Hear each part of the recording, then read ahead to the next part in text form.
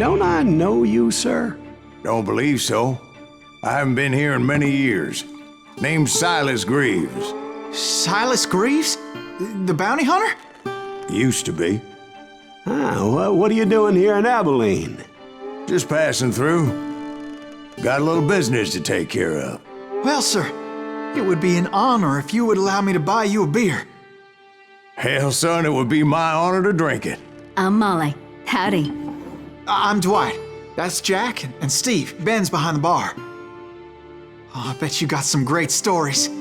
A couple. Any of them true? Jack, be nice. A few. What about your shootout with Henry Plummer's gang in Bannock, Montana? Is that where you started as a bounty hunter?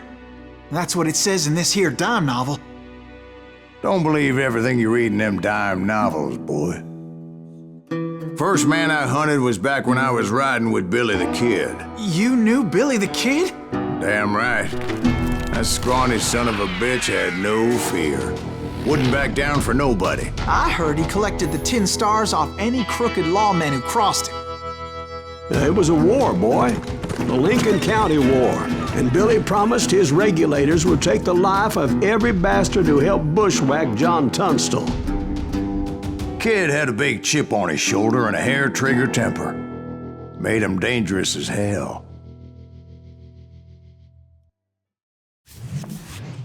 It was about 30 years ago. Billy was hiding out in an abandoned farm near Stinking Springs. I threw in with the kid because the man I had sworn vengeance on was riding with Billy's enemies. But before I tell you why I want that sumbitch dead, let me tell you what happened that day. I was heading back to the hideout when suddenly I had this funny feeling. Funny, ha-ha? No, Steve. The other kind of funny. You heard Pat. You need to stay here and keep an eye on the road. That's not fair. We're missing all the fun. I knew those two morons would never let me through. I had no choice. Who's that? Is he with us? Was it Pat Garrett's posse? Oh, yeah. They're coming I heard from the rear. shots and I knew I had to move fast. Garrett and his army of deputies had surrounded the entire homestead. I decided to help Billy and the boys out a bit. Covering fire. So that's just what I did. As the governor of New Mexico was paying for the kid's apprehension, Garrett was able to hire every gun hand in Lincoln County. You hear me?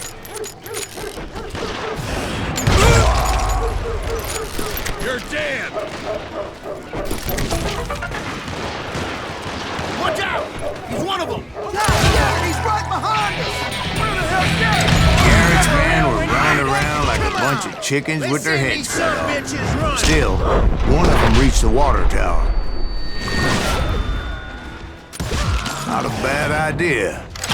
It would be a turkey shoot from up there.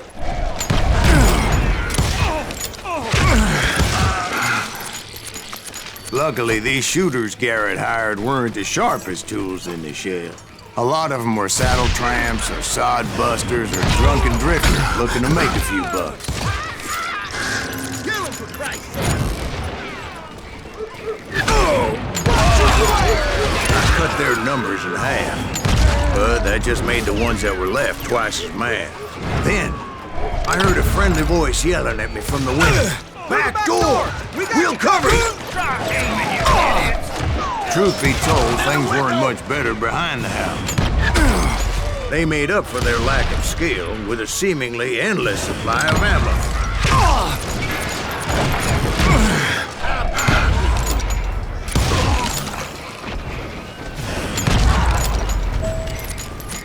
It was a bit of a slog, but I finally fought my way around the back of the house. And like that, I was inside, none the worse for wear.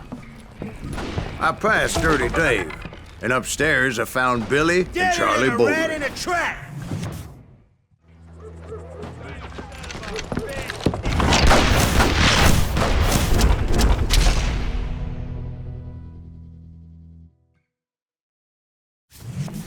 Billy looked at me and said, "About time, amigo. Grab a gun and get to the window." Wait, so you were friends with Billy the Kid? Yeah, sort of. Anyway, we were surrounded by dozens of deputized shooters who wanted to do us harm.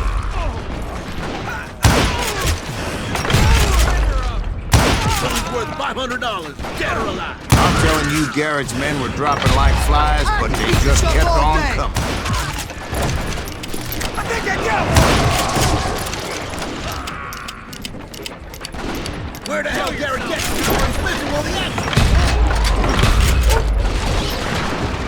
That's when Charlie got hit. They're catching us in a crossfire, shouted Billy. Get to the other side.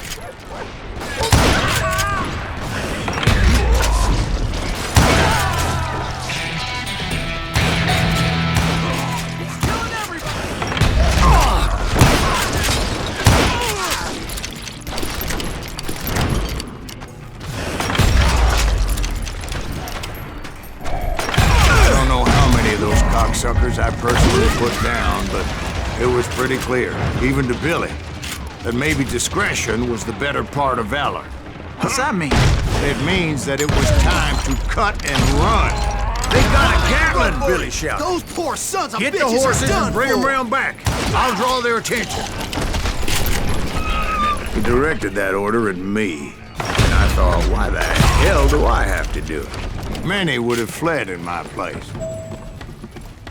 But I had that false sense of invincibility that many young men, like Jack. What are you saying, old man? Jack, he's just joshing with you. Yeah, he better be. Mr. Greaves, please continue. Please, call me Silas, ma'am. Now, where was I? You were heading for the barn. Sounds like Garrett hired a whole regiment of hired guns. Yeah, and just when I thought I was done with them, more of these hapless bastards would pop up. And that's when I met Sheriff Pat Garrett. I read that you went toe-to-toe with him, sir. That backstabbing bastard with that tacked-on tin star.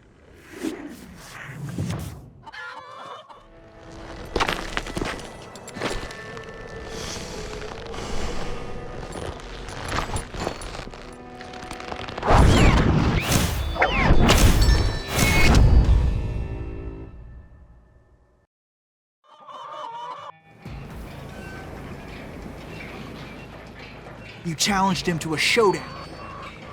You read that in a dime novel?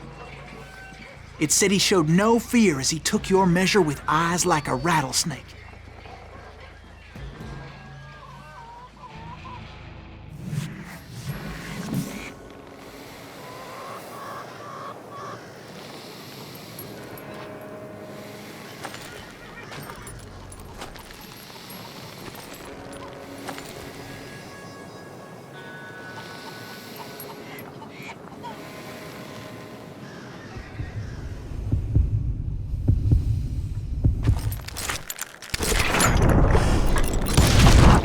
And that you killed him in a fair fight. Is that what that penny dreadful said? No, boy. That ain't what I meant when I said I met Pat Garrett. So let me start again. I finally reached those damn stables.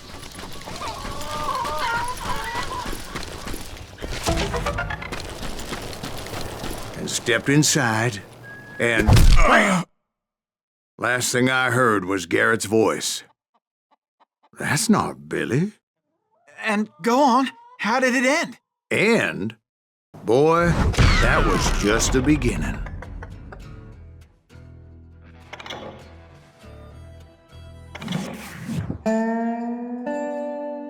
So what happened? Did Garrett arrest you? Yeah, after I came to, the bastard had clocked me with his Colt.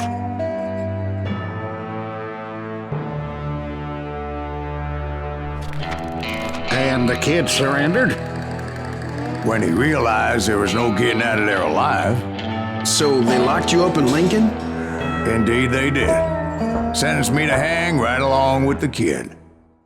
It's important to know that I was only riding with Billy so I could find the bastard I was after.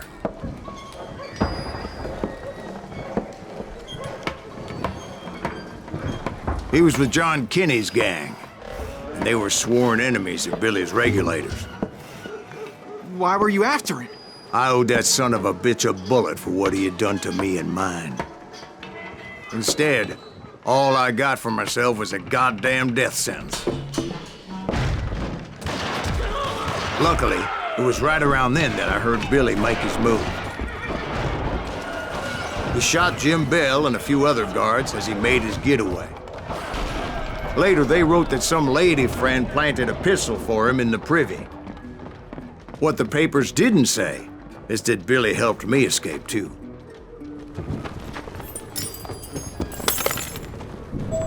My first order of business was finding a firearm.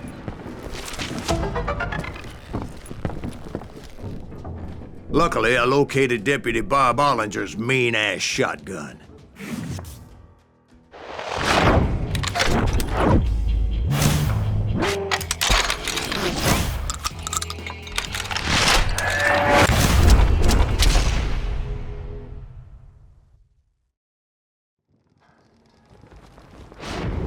I saw Billy through the window, and he yelled that I should take to the rooftops to make my escape. So I did. Anybody see Billy? Hell yeah. That scatter gun was like a double-barreled howitzer. It could blow a man clear off his feet. You hardly had to aim the damn thing. Guards were everywhere looking for him. Can't let the kid get away. I had to jump from roof to roof like a damn alley cat. I followed the planks where I could, but some of that wood was slippery as hell. The whole town was up in arms. And suddenly, I was a fugitive. So that bastard you were after, what did he do? He did me and my family a grievous harm. But I knew if I was ever gonna find him, I would need to get my ever-loving ass out of there. You! I tried to be stealthy and sneak my way past. But hell, if they weren't all waiting for me. Apparently, some of them thought I was Billy. Hooligans can go to hell. Let's do this! He's in town somewhere. See, me and the kid shared a certain similarity in build and color. I was just glad I had Deputy Bob's mean-ass shotgun. Get your headstones! There's children here. So much lead was whizzing by my head, it was like everyone in Lincoln wanted to put me in the ground. I knew I needed to find a horse. Though I never did have a great fondness for those four-legged grass eaters. Smelly, sweaty, ungrateful beasts. We prize them too high, if you ask me.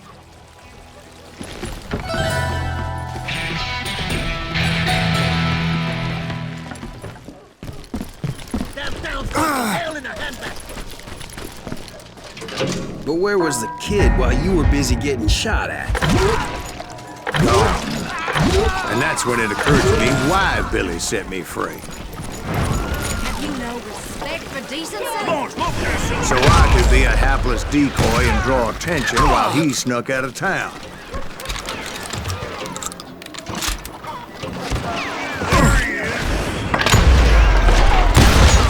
I knew if I made it out of there in one piece, no one would put a price on my head. Because everybody in Lincoln would be dead? No, because they all thought I was Billy, and all that blame would fall on him. Meanwhile, Deputy Bob Ollinger was organizing a posse to put me down. He was already a mean son of a bitch, but he was doubly pissed that I stole his mean-ass shotgun. Anyway, it was me or them, and the only way forward led me straight to perdition. But the cards were dealt, and I had no choice but to play them. Get the women off the street! Arm yourselves! How the hell did he get away? We're gonna be in deep shit with that.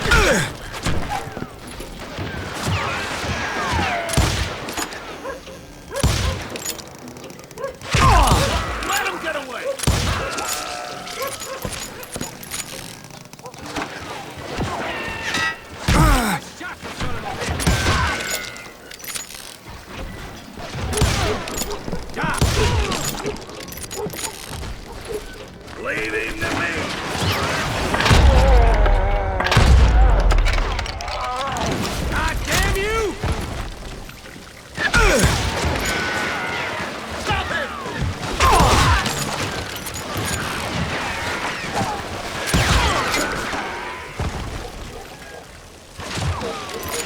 won't get away with this!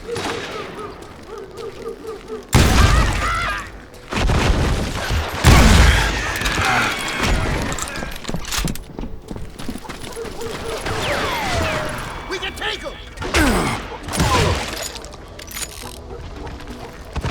Finally, I found what I was looking for. The stables on the edge of town.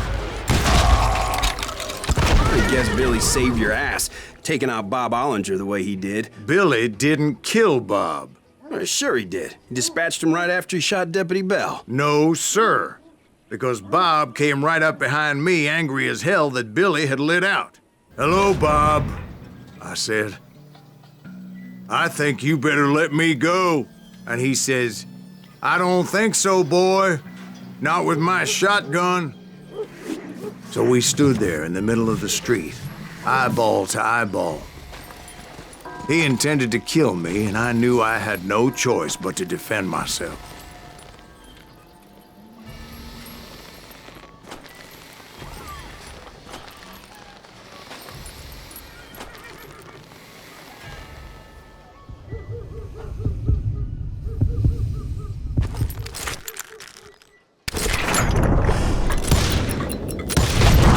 I killed him in a fair fight.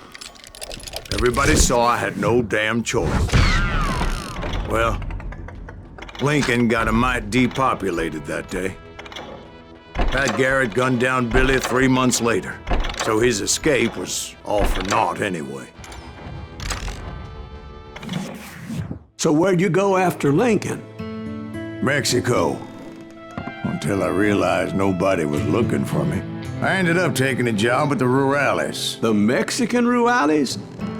I was hired to help them track down the Cowboys. The most vicious outlaw gang in Cochise County? Curly Bill Brocious? Johnny Ringo? Led by old man Clanton himself. They must have paid you a pretty penny to take them hombres on. Not really. But truth be told, I had my own reasons for going after those boys.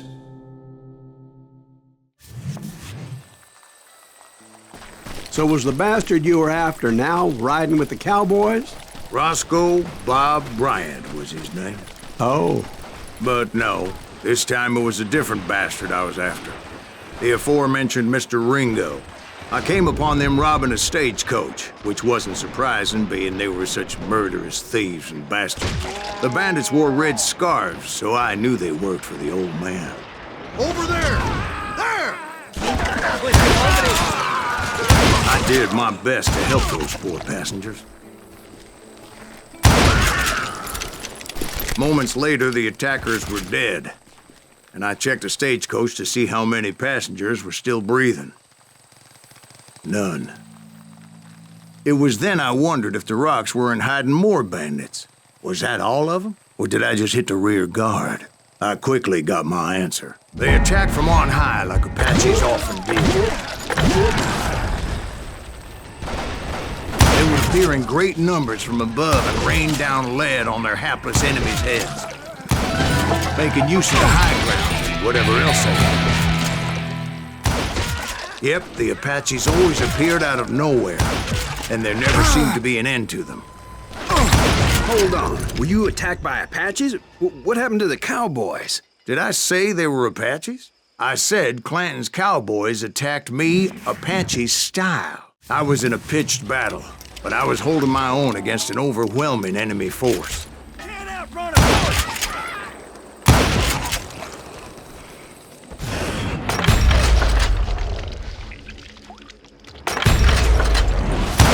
See, at the time, I was still pretty green and would often blunder into regrettable situations.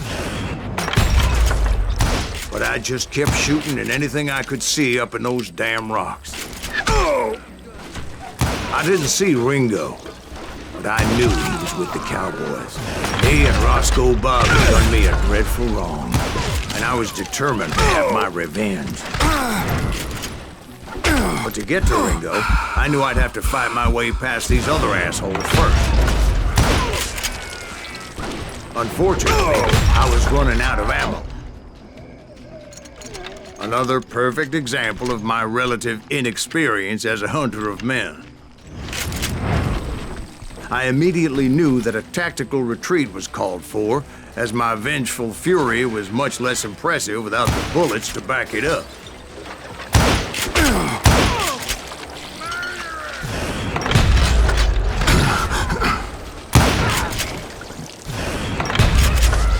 Finally, they managed to corner me. Trapped as I was, the odds of my survival seemed pretty slim. Luckily, serendipity was on my side as I suddenly spotted a way out of my predicament.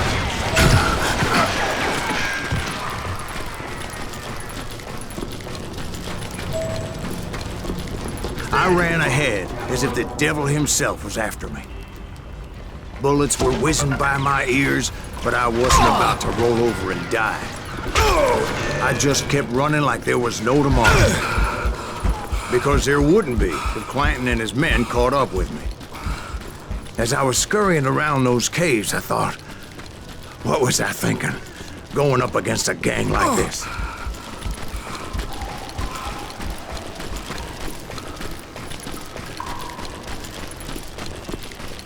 I just kept running, not knowing where the hell I was going. And that's when something miraculous happened. Like manna from heaven. I found the desiccated remains of what looked like an Apache warrior. The old weapon next to him supplied me with some much-needed ammunition.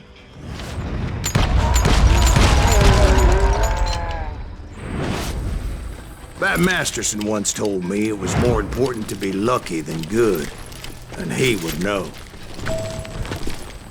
And imagine my surprise when I found a fistful of dynamite to go along with that ammo. That stroke of good fortune evened the odds and bolstered my confidence. It was time to turn the tables. Time for the prey to become the predator. Time for the hunted to become the hunter. Time.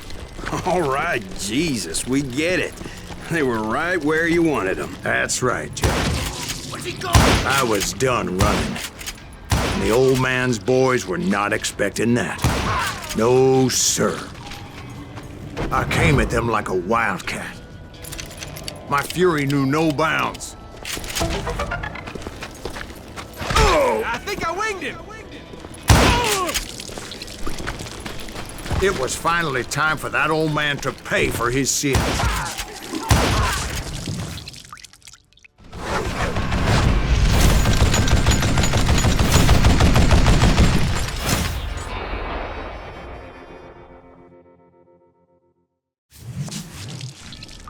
I yelled out at the top of my lungs, "Clanton, I'm coming for you!" A little stealth might have made more sense, to be perfectly honest. Because that old fool had a Gatling gun and enough bullets to last him till kingdom come. But I knew I could not let that deter me.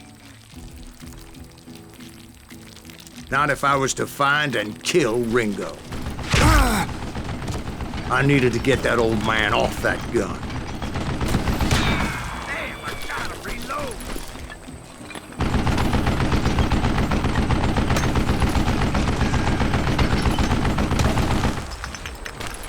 Wait! Goddamn bullet!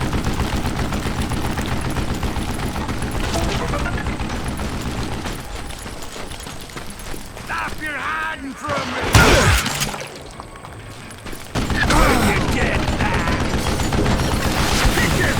Most everyone thought it was the Ruales who had come up against him in Guadalupe Canyon, but it was just me. I don't know how you lived this long. Got her!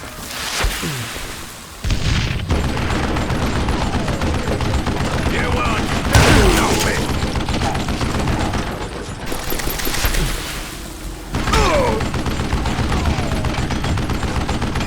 what I ever do to you?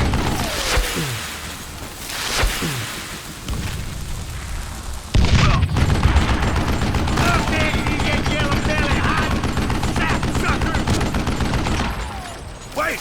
Goddamn bullet! Apparently, one of the Cowboys made it out of there alive.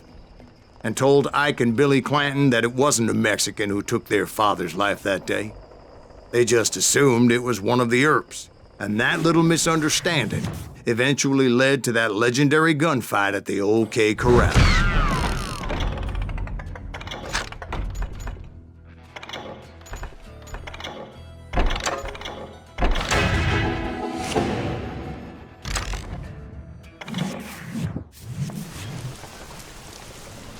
A few weeks after that dust-up at the OK Corral, I was still after Johnny Ringo.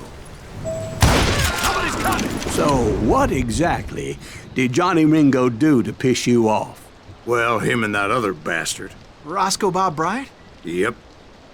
They both deserve to die, and I promise I'll tell you why. Earp's coming!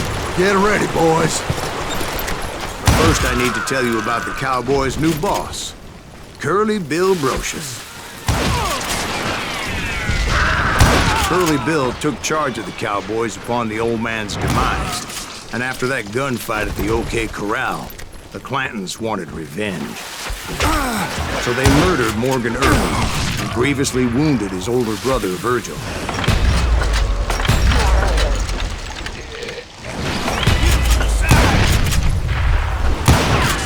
Wyatt and Doc went on what became known as the Vendetta Ride, hunting those outlaws down.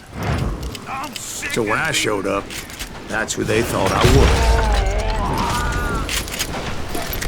Had enough!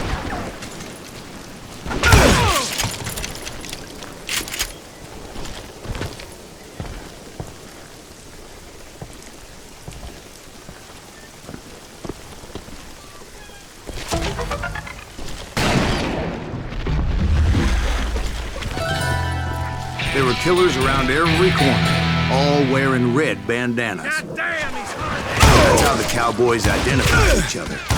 I was beginning to wish I had one myself. But I wasn't about to let Ringo walk away unscathed. And that's what drove me forward. They say that Ringo was infernally fast. I hardly saw anyone faster, boy. Certainly not Wyatt Earp. That man was all hat and no cap. Earp wasn't much of a match for him, but Doc Holliday might have taken it. That Lunger should have kept his nose out of it. They never charged anyone for the murder of Morgan Earp.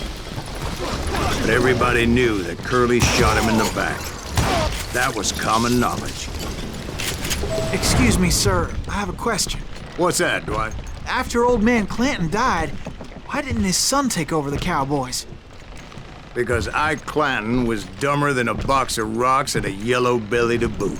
Now, where was I? Taking down the entire cowboy gang single-handed. Indeed I was, Jack. Run!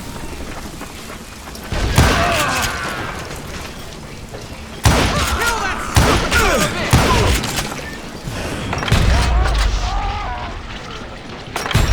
bitch! Though it wasn't easy, as those boys had good cover.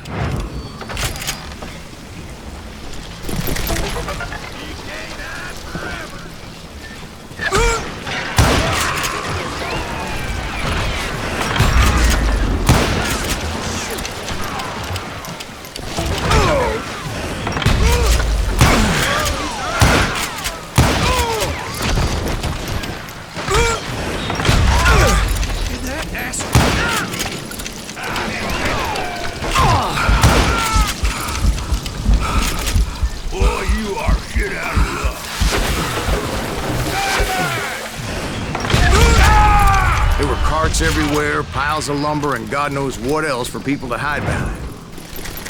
That really was one hell of a sawmill. Quite an impressive operation. And where was Curly Bill? Did you see him? I'm painting a picture here. It was this beautiful waterfall and a crystal clear stream that led to a verdant valley that was truly... Consider your picture painted. What happened next? Well, finally the bastards that were still alive made a last stand.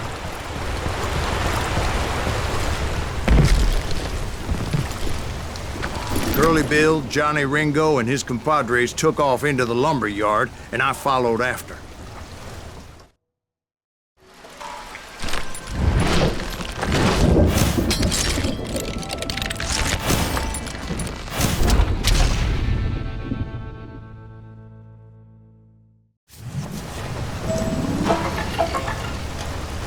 Are you saying they ran?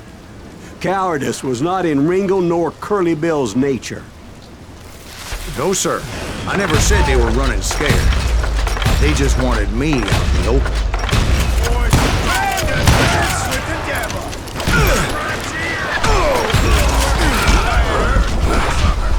That son of a bitch kill me?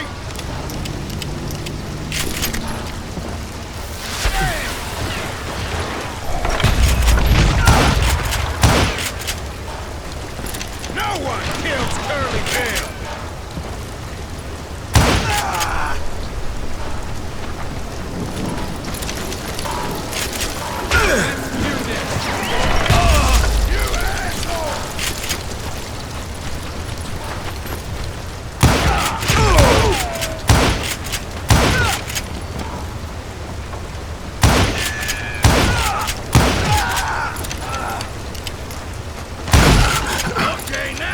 Brocious gave me no choice but to take his life. But Ringo was nowhere to be found. I knew you didn't kill Ringo, because he was found dead in a different location altogether. To this day, his killer is still unknown. Indeed. Took me a few months before I finally tracked his ass to West Turkey Creek Canyon.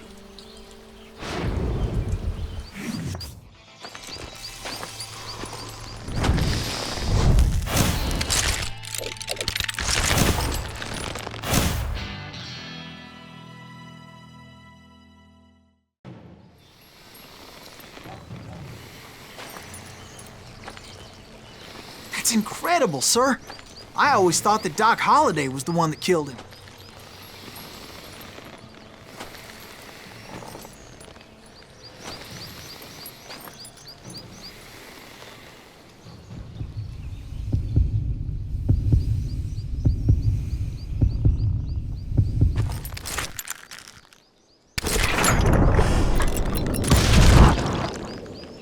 Sorry I had to ruin the legend for you, boy. But the legend ain't always true. Doc Holliday had nothing to do with the death of Johnny Ringo.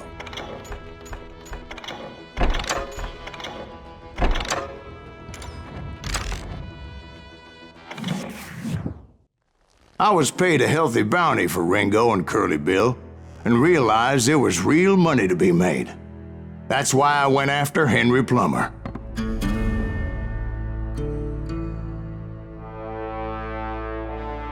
Now, wasn't he the sheriff who augmented his income by shaking down miners and robbing gold shipments? That's the one. Oh, yeah, I remember him. He ran that gang of thieving outlaws called the Innocents. So it's true that you went toe-to-toe with him? Indeed I did, son. Indeed I did. I knew I needed resources if I was going to track down Roscoe Bob Bryant. And hunting Plummer looked like a good way to get rich quick. As the local vigilantes exposed him as the leader of the bandits, and put a generous price on his head.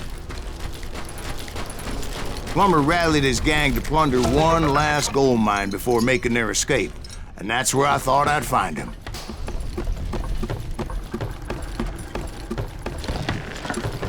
It makes me nervous standing so close to all these goddamn barrels of gunpowder. Why would you be nervous? No one has the cojones to come after us. As long as you don't light up a cigar, we're fine. As my late father pointed out to me more than once, God made men. Who the hell is that? Samuel Colt made me. I knew that dynamite wasn't mine, so I decided the polite thing would be to return it. It was the biggest gold rush since Sutter's Mill in '48. Unfortunately, prospectors weren't the only ones drawn to those riches. There were thieves and killers, robbing travelers and hijacking gold ships. Like those that ran with Plummer. Some were just regular folks I knew from town, drawn by greed and easy pickings. Charlie Crow, the blacksmith. Plummer had a lot of men on his payroll. A hell of a lot. Of course, the rest were veterans of the Civil War. Stone-cold killers trained on the bloody fields of Shiloh and Antietam. I thought I was some kind of hero. I finally made it past and headed on to meet my destiny. But first, I had something I needed to figure out. I had a few ideas on how to get into that mine, but once I made my decision, I knew there was no turning back. So my first thought was to enter the nearest mine portal.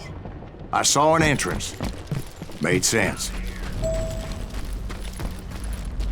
It was the quickest way in, but that also made it more dangerous. Because there would undoubtedly be enemy pickets posted along the way.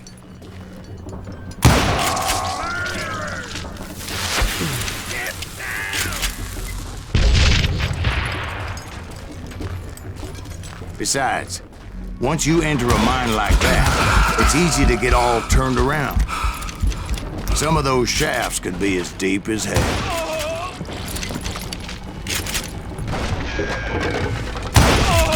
A single stumble or misstep can easily end in a deadly plunge to oblivion.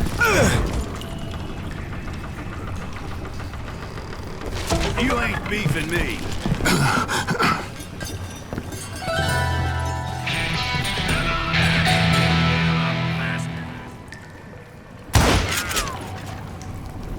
Time to blow your shit. Quick reflexes often make up for a lack of common sense. Luckily, I was never one to be easily bushwhacked. I would just need to be careful not to blow myself to kingdom come. With all that gunpowder and dynamite everywhere, a body has to know what he's shooting at.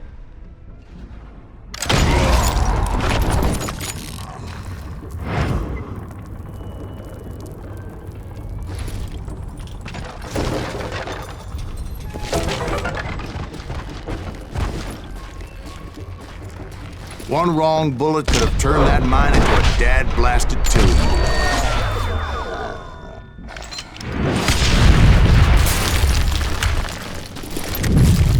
I freely admit that my plan of attack was not just moronic, but clearly insightful.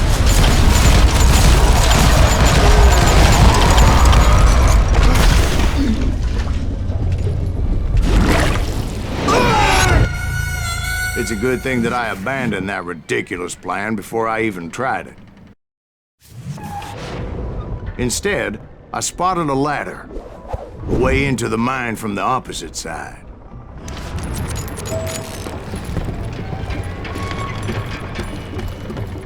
It was a long way around, but that approach seemed more sensible at the time. Of course, being I had a problem with heights, that scaffolding scared the bejesus out of me. I was determined not to give up, however. As Sheriff Plummer seemed quite the despicable character. When the vigilantes discovered what the sheriff was up to, people were outraged. That 10,000 they put on his head would go a long way to help me find old Bob. And I had made it my mission to settle that score come hell or high water. But first, I would have to make a choice. Take the elevator or climb the ladder.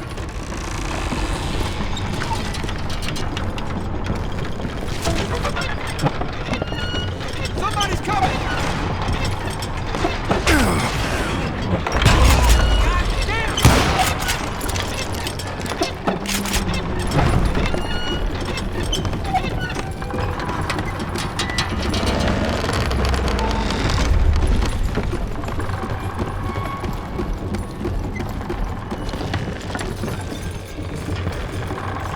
Plummer was a mad dog killer, and the people of Nevada City deserved better.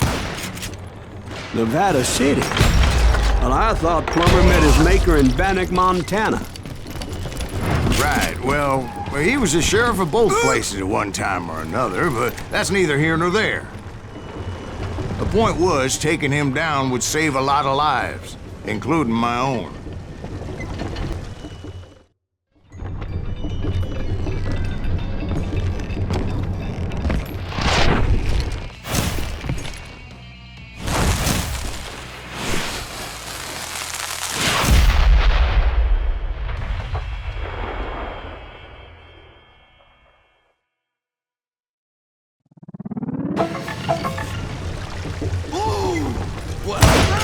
This day is just getting worse and worse for you.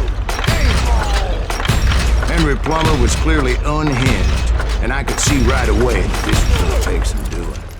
God damn it! I need some help here! Come on, boys! Take this cocksucker out! Oh, shoot!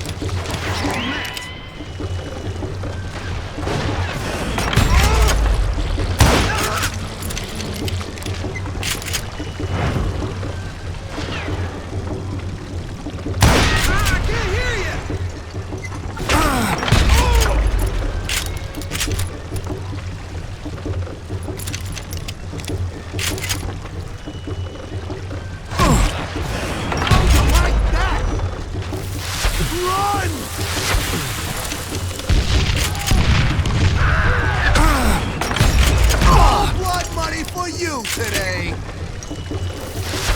This cocksucker is smarter than he looks. Lucky shot. They're gonna need a dustpan to pick you up. Nice shot. Bet you can't do it again. You ain't taking me.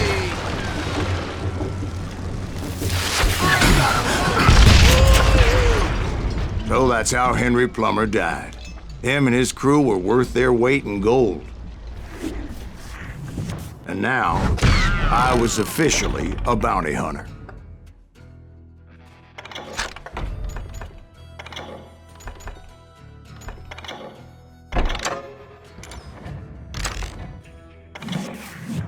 So, did you finally go after that Bob feller?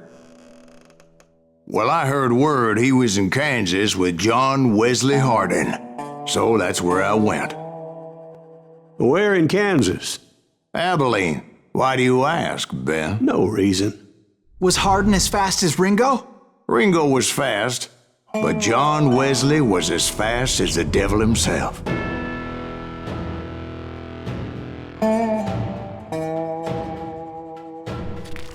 Hell, he killed his first man at 15. From that day forward, he had a price on his head and wouldn't back down for nobody, not even Wild Bill Hickok himself. I dodged death many a time, and that night in Abilene was no different.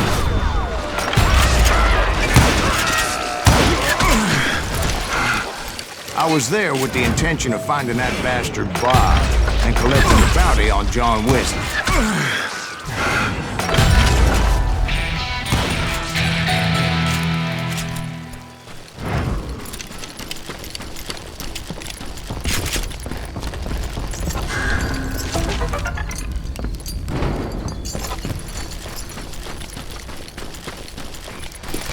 I thought the Texas Rangers got Hardin.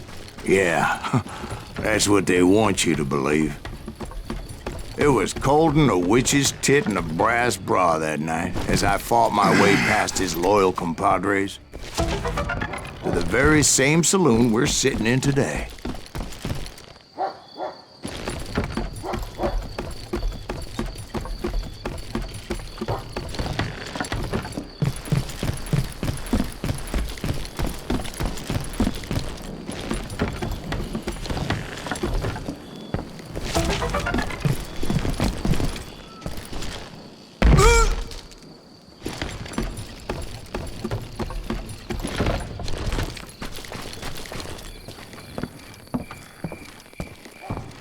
Look around and imagine this place painted in blood. Hardin was waiting for me, and...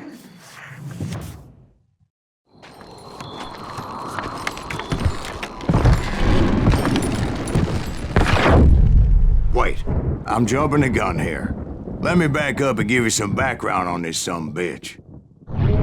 He deserves that much. Don't you think so, Ben? John Wesley Hardin was a killer. By the end, he confessed to taking the lives of 42 men.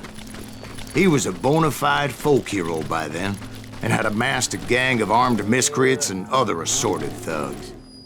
He and his men set up camp outside of town, and I was hoping Bob was among them.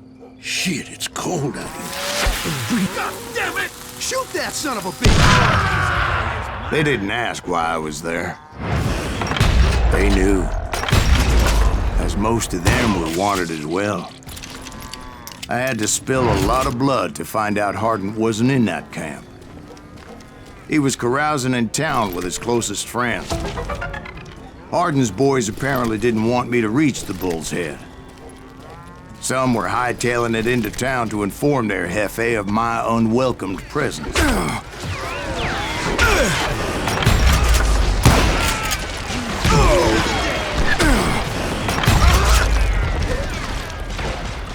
I'm gonna shoot you dead!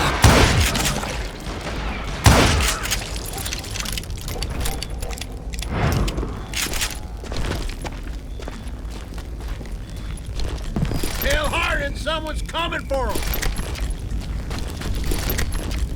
Stop that sumbitch! Let the boys know we got another law dog.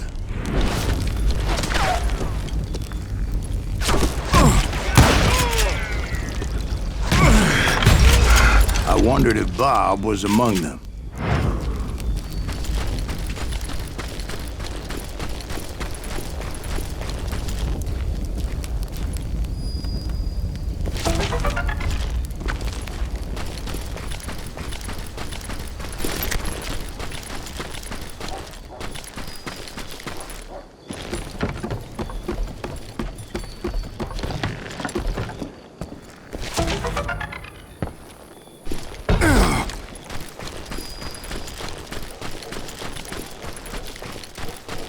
And I steeled myself for the fight ahead.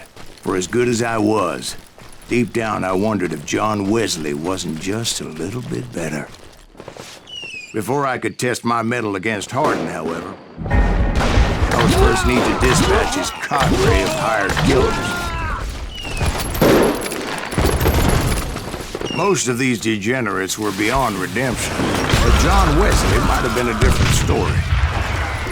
I didn't learn until later that that night was in fact his birthday celebration.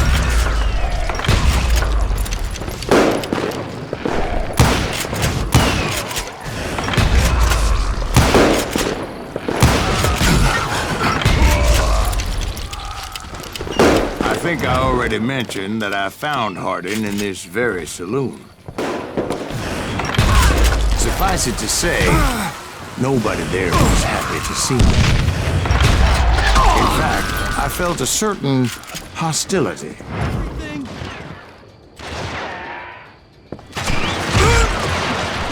Oh, he's hurt now.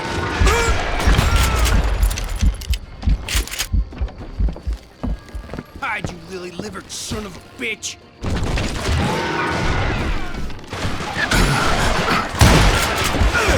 Sorry, son of a bitch.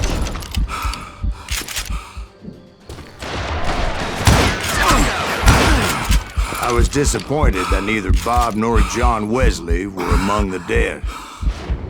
But that was short-lived, as a moment later I was facing down the fastest gun in the West.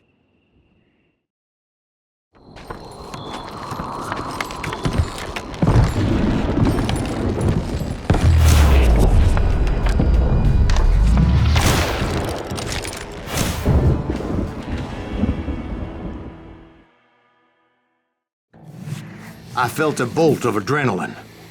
Or maybe that was fear.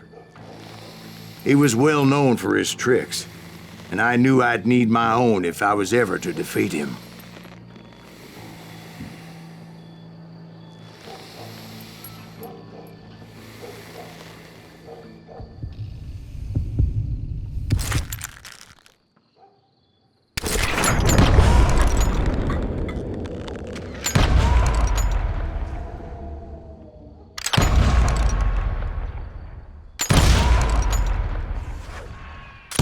That man was faster than greased lightning. But being inebriated as he was, he didn't count his shots. And now, he was at my mercy. So he didn't die? No, I sent him to prison. Years later, after he was free, some restless avenger took his life. Shot him in the back in a saloon just like this one. Anybody up for another beer? Ben?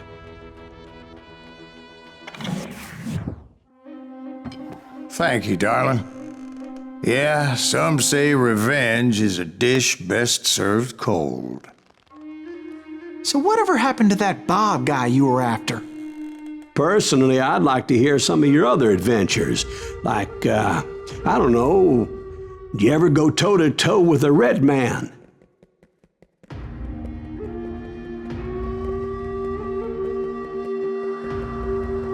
Yes, I did, Ben. I remember once I was after this renegade Apache, Grey Wolf. Strangely enough, revenge was also his primary motivation.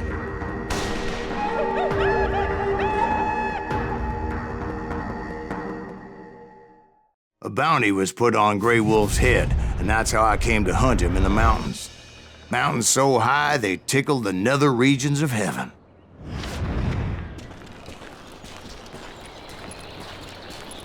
Grey Wolf was a Chiricahua Apache medicine man who had led a war party in revenge for a massacre against his people. The U.S. Army had attacked his tribe during his daughter's sacred sunrise ceremony, and the slaughter was unspeakable. I understood his anger, as there's nothing more traumatic than seeing those you love die in a cruel and painful death. Right from the beginning, I couldn't shake the feeling that Grey Wolf was watching my every move. He led a band of young Apache warriors who wanted retribution and were more than willing to die for him.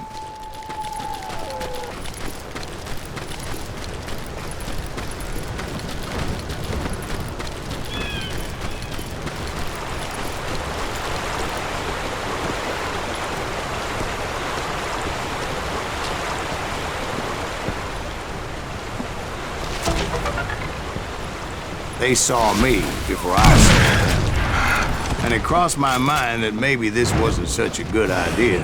But now that the shooting had started, there was no backing down. It was rugged country, the winter home of the Chiricahuas, and that's why they had retreated there. I admit to having some regrets about going after them the way I did. But then again, I got a lot of those.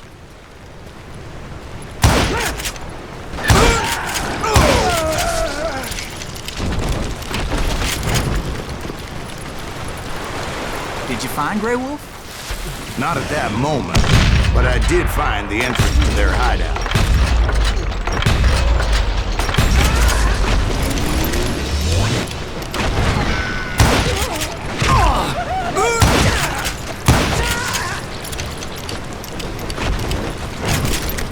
A deep crevice that led to a deeper cave. Don't tell me you went in there. Yeah, but it's not out of bravery so much as pure, angry cussedness.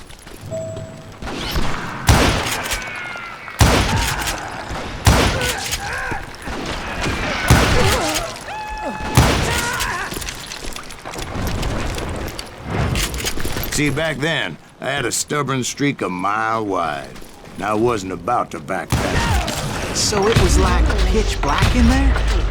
Actually, it was pretty well lit, as they had torches on the walls.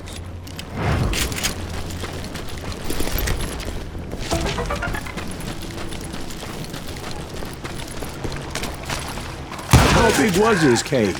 Big as hell, Ben. Chiricahua had hid out there during the Indian Wars. They thought it was haunted with the ghosts of those murdered by the horse soldiers. The cave was haunted with dead Indian ghosts? To be honest, I was more concerned with the live ones than the dead ones.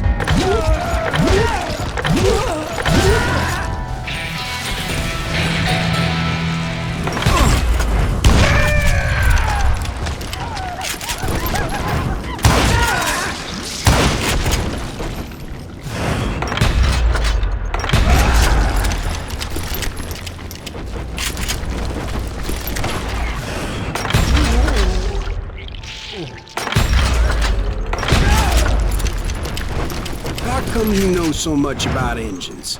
A few years back, I was married to two Mescalero women. At the same time? Yeah, they were sisters. Polygyny is traditional among the Mescalero. So what happened? Oh, I had to get out of there. Those girls never shut up. Both of them nagging at me all the time, Drove me half crazy. Haven't seen him since. No, I mean, what happened with Grey Wolf? I came upon this flooded grotto, and that's when I saw him. He came to me unarmed and unafraid. His voice echoed in the shadows. And I sensed he meant me no harm. You carry great darkness in your heart, and if you do not release it, it will claim your soul. The sound of his voice put some kind of ancient Indian spell on me. As his story unfolded in my mind. You will come to this place again and kill many more men, and the darkness will grow until it consumes everything that you are. The soul would have no rainbow if the eye had no tears. He said I was a great warrior, a coyote man, unequaled by any other pale-faced warrior, or something like that. The snakes will bite shadows of your past until a venom poisons your heart, and an echo of the song of the dead summons the spirits deep from within the mountains. I didn't quite get what he was saying, but there was definitely snakes. And indeed, his warriors surrounded me and attacked me like hungry wolverines. They couldn't stop me, though, and Grey Wolf wasn't in the mood for idle talk.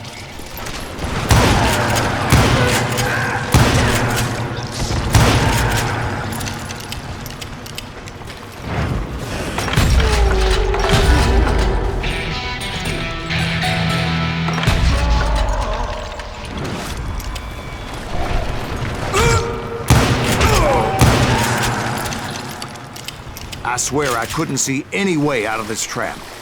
But suddenly, one just appeared. Kinda like a miracle.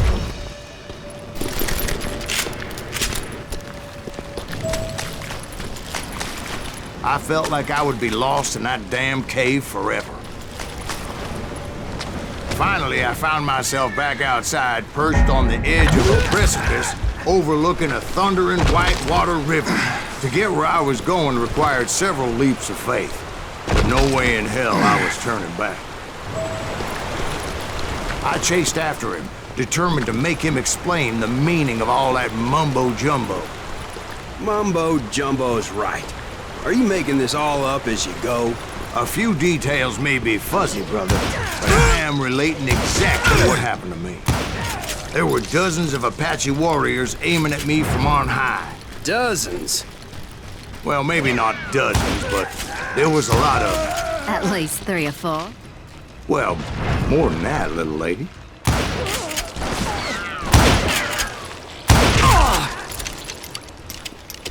I had a steep climb up creek ahead of me and scrambled up those rocks like a mountain goat. I was determined to locate Grey Wolf and find out exactly what the hell he was trying to tell me. And wouldn't you know it, that crafty son of a bitch led me right into a trap. What kind of trap? Well, son, there had to be at least 100 Apaches surrounding me. 100? God be my witness. Oh, come on. Who you kidding? Hey, I believe you. Come on, tell us how it ended. All right, but I'm not gonna drag this out. Where were we? You were surrounded by 100 Apache warriors. Well, I didn't take the time to count them exactly, but there were a lot of them.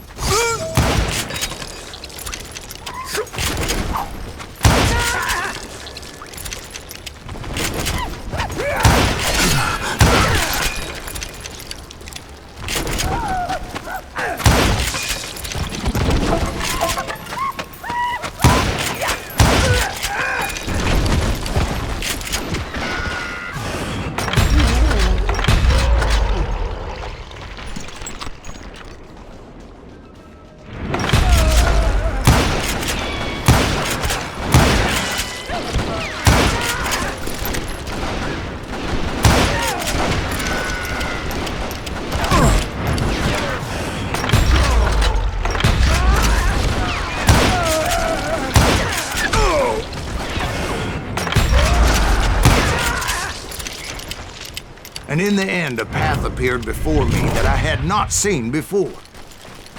I followed it as I desperately needed to find out what Grey Wolf was trying to tell me. But it was like that son of a bitch disappeared into thin air.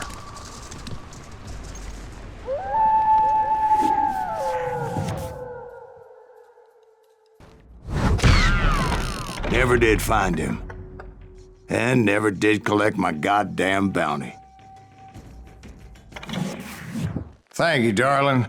It's interesting how the truth can sometimes seem, might malleable, depending upon your point of view. Like how those dime novels make you out to be something you're not? Jack, don't be starting trouble. No, he's right. They do tend to exaggerate. Did they exaggerate your part in taking down the Daltons? Well, I was there in the flesh, boy, so I saw what happened firsthand.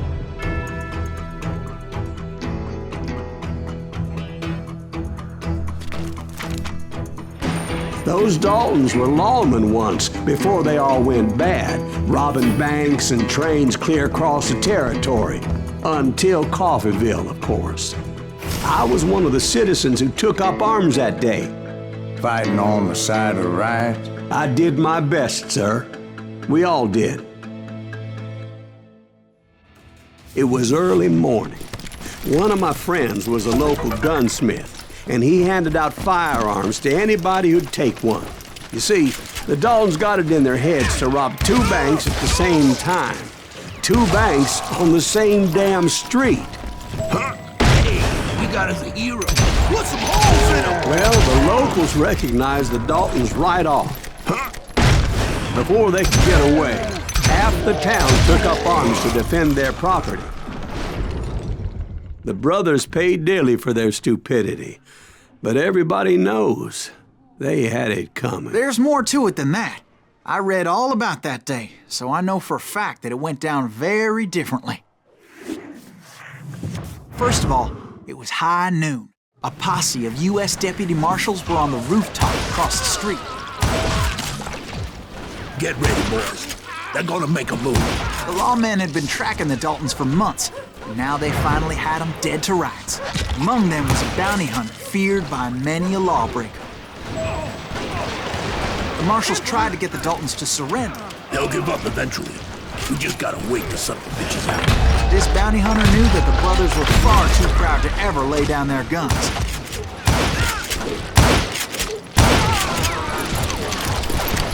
He went in there alone to confront those criminals. One of the marshals shouted, "Where are you going? Are you crazy?" Hey, where do you think you're going, dumbass? That rifle's mine. He saw a way to get around to the back of the bank. Then he figured out how to hit the Daltons from a direction they weren't expecting. A moment later, he was climbing up a steep ladder, laughing at danger as he did. It was brave men like him who risked their lives to tame this wild country.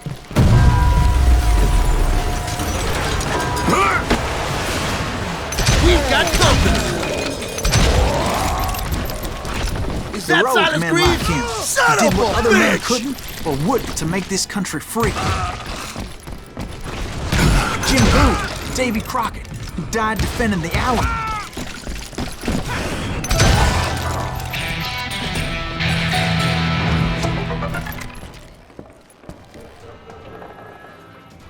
Over there! That's Silas Greaves! What the hell? Blam! Blam! He came away victorious, taking down those thieving Daltons. His name was Silas Greaves, and when the dust finally settled, he was the last man standing. Sorry, kid, but that just wasn't the way it happened.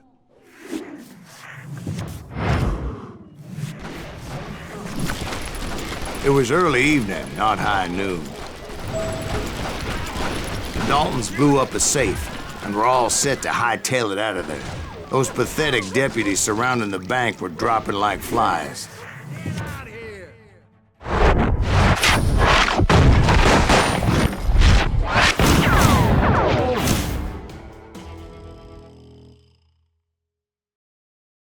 I had been tracking those jokers for months, waiting for them to do something reckless. Come on, smoke that sumbitch! And finally, they did. Those stupid bastards decided to rob 2 banks at the same time in the same town where everybody knew him. But they still had friends in Coffeyville. Hey, you got us evil. What's the rules in them? Those friends came after me like a pack of wild dogs, tooth and nail. They were coming at me from all directions. I caught sight of the Daltons running with the money and didn't want to lose it. Problem was, they knew the town better than I did. But to top it off, I found myself in the middle of another shootout entirely. Did the Daltons hole up in somebody's house? No, it was the Smiths, I believe. They were cousins of the Daltons, and they were shooting at the Browns, who were shooting at the Daltons, which wasn't any surprise, because those two families have been feuding forever. And since the Joneses are related to the Browns, they shot at the Smiths, pissing off the Heimhoffers, whose daughter recently married a Smith. Well, bullets were flying every which way as all the old feuds in Kansas caught fire all at once. The Dalton boys knew I would never give up. Those Daltons weren't the sharpest knives in the drawer, but they always stood together. They set a trap to slow me down and allow at least two of them to escape. A third brother stayed behind to plant me, just in case that trap of theirs didn't work. It was Emmett, the youngest, and he decided to stand his ground and face me down. I ain't afraid of you, Silas Greaves. This is where it ends for you. He was determined to protect his brothers. And I understood how he felt. Taking me on all by his lonesome wasn't exactly a recipe for a long life. But Emmett Dalton survived the robbery in Coffeyville. He's the only Dalton who did. They say he was shot 23 times. Well, Dwight, who do you think put all those damn holes in him? But I have to admit, that boy had grit.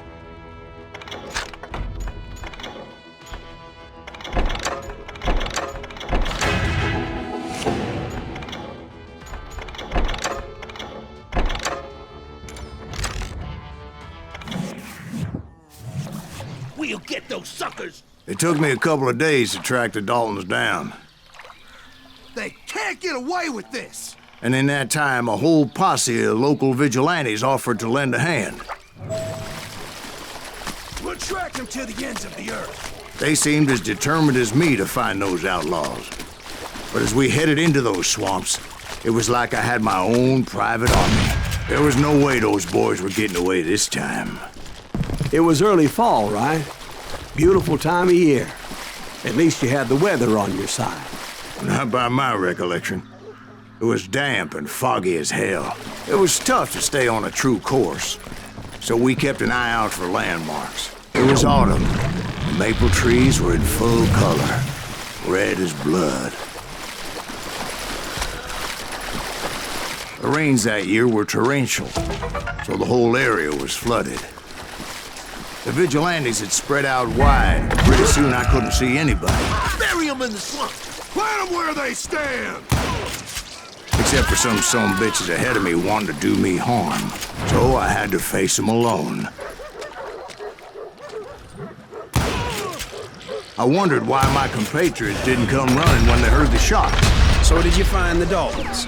Not yet. But I did have the questionable pleasure of meeting a few of their friends.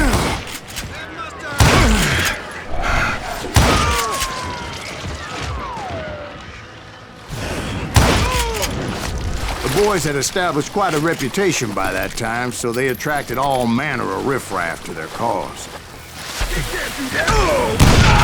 being, I was under serious attack.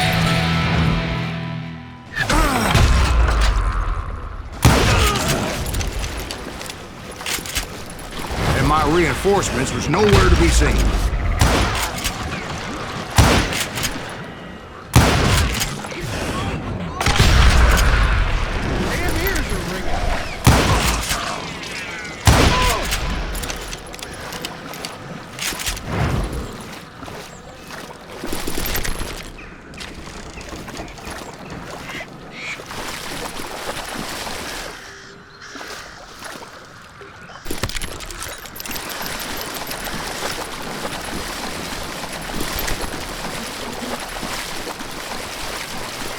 But luckily, a barn materialized as if right before my eyes.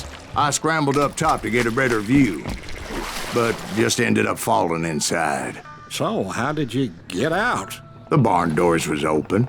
About right then, I saw some suspicious characters running through the bushes. Of course, I followed them. But that goddamn swamp was like a goddamn maze, and pretty soon I had no goddamn idea where I was. Steve? Steve?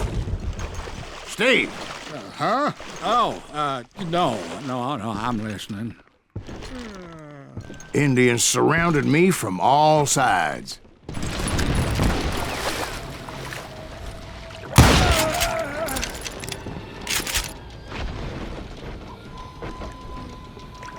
Indians? They were Indians. No. I just wanted to make sure Steve was paying attention. Now, where was I? You were following the Daltons through a swamp? That's right. See, Steve? Dwight's paying attention. Oh, I'm listening. I was just... Stop that, son bitch!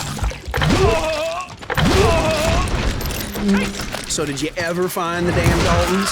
Not yet. But I did find a few of their cousins. Kansans breed like rabbits. More Smiths or Heimhoffers or who knows what. But hell, what's more important than family? I'll bet Ben knows what I'm talking about.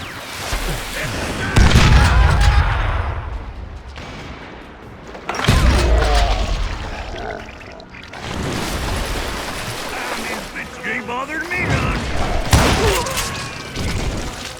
What are you gonna do? Keep shooting. I don't...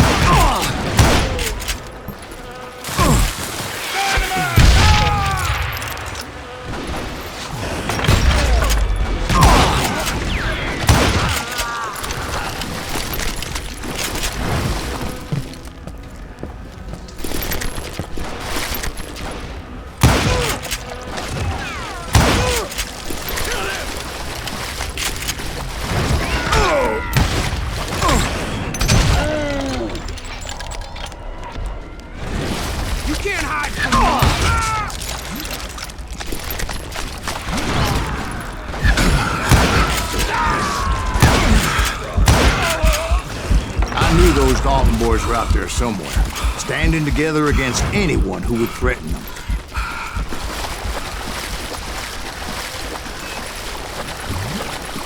And that's when I saw it. A goddamn steamboat. A steamboat? In a swamp? Yeah, Steve, but this wasn't much more than a wreck, really. But how'd a damn steamboat end up in the swamps? Yes, it floated off during the flood of '89. Now, was it a stern-wheeler or a side-wheeler? What? Does that really make a difference, Steve? It was a steamboat with a goddamn army on board. It was then that a fusillade of bullets come raining down from on high. And those vigilantes who accompanied me weren't anywhere to be found. But among those men that were shooting at me, I thought I saw some familiar faces.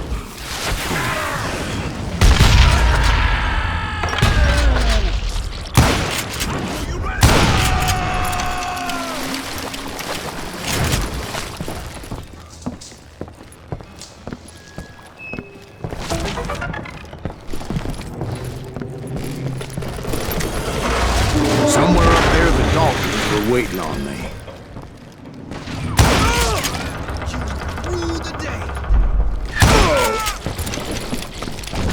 Sounds like you don't give up too easy. That's the kind of man I am, Ben. I set out to do something. I do it. Surrender just ain't in my nature.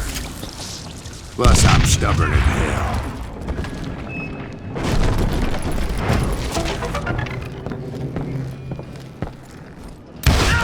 Brother, I'm gonna make you...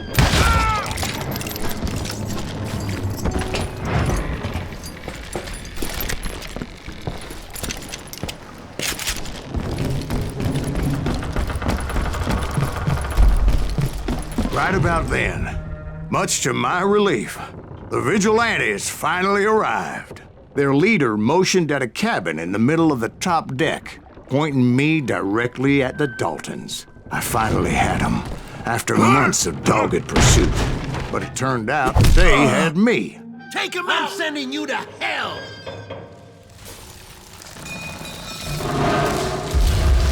The Daltons had played me like a fiddle. Apparently, the vigilantes were on their damn payroll. They didn't just want to shoot me. They wanted to burn me alive. But finding my way out of a burning labyrinth proved to be quite a challenge. It was a riverboat, right? I mean, it's not like it was a goddamn ocean liner. Oh, yeah, but I was in a fight. Did you hear about that ship that's gonna launch next year? Largest one in the world. We're talking about the Titanic. If you ask me, it's too blessed big. I don't think it'll float. So anyway... Don't be stupid, Steve. They know what they're doing. They say that the Titanic is unsinkable. Oh, God. But getting back to that steamboat, how'd you get off it, Mr. Greaves? I took in a lot of smoke that day, so I admit my recollection might be a bit hazy. But somehow I managed to finally disembark. It was time to settle this once and for all.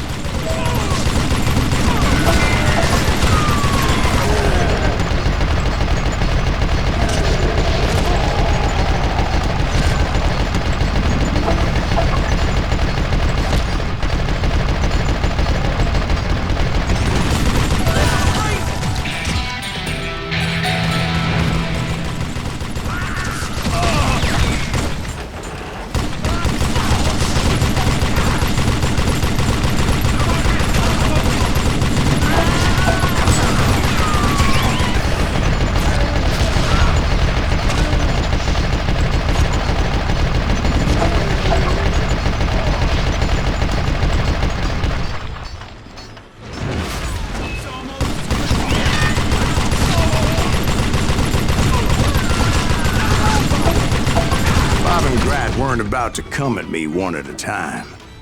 They were in this together.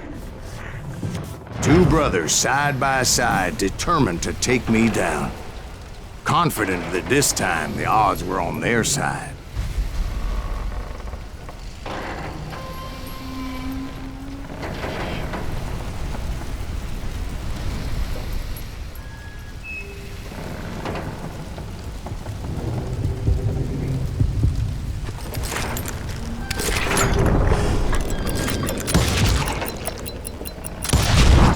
They got it wrong.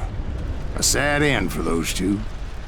If they'd only known that Emmett was still alive despite his wounds. Paroled 14 years later, he moved to California and sold real estate and lived off the legend of that fateful day. And the tragic death of his two brothers.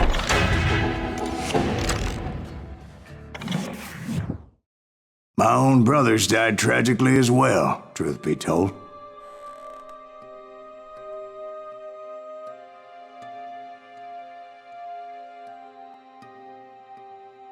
It was 1868, and me and my older brothers were pulling a tidy profit running cattle into Juarez, Mexico. One night after my brothers retired for the evening, I found a little poker game in a cantina with a couple of cowboys. And I just couldn't lose. I even won an old Spanish coin that had to be 100 years old. Well, I was mighty pleased with myself the next morning as my brothers and I rode for Texas. But before we crossed the border, those cowboys caught up with us. It was Johnny Ringo, Roscoe Bob Bryant, and another asshole named Jim. They wanted their money back and everything else we had, including our lives, as those boys didn't want us coming for them later. Bob put that old Spanish coin in my mouth and said, "I won't have it said that I left you with nothing, boy." Well, those horses bolted, and there we hung as those bastards rode away. The branch finally snapped under the weight of the three of us, but being my older brothers were bigger and heavier, they were already dead. And right then I swore to myself that I would avenge them. Ringo you know about. But Bob eluded me, until I heard he was riding with the Wild Bunch.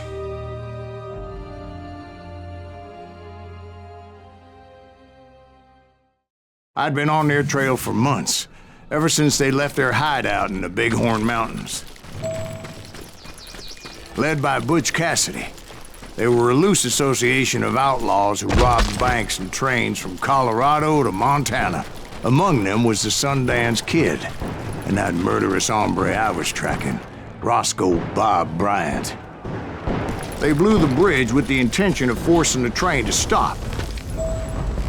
I was determined to make that sumbitch Bob pay for what he did to my brothers.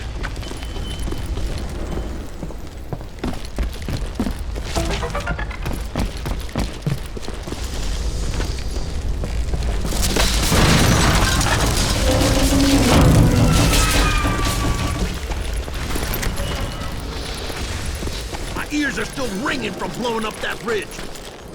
Well, I made my way off unscathed and came upon a few members of the gang and had no choice but to dispatch them. From there, I had to negotiate an even more precarious route. I jumped from the frying pan into the fire as the train was clearly fixing to fall. I had found the gang, but in order to find old Bob, I needed to fight my way forward past a whole passel of desperados.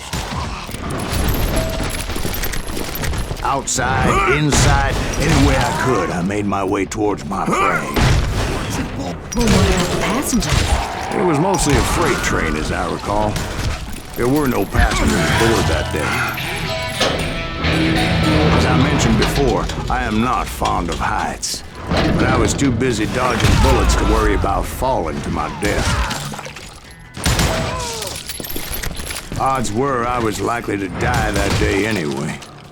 So I was determined to take down as many of those bastards as I could. At times, it was like shooting ducks in a shooting gallery. The only difference is these damn ducks shot back. I kept hoping the law would show up and give me a hand. You mean like that giant Pinkerton posse that I read about? Did they come riding in, guns a-blazing to help?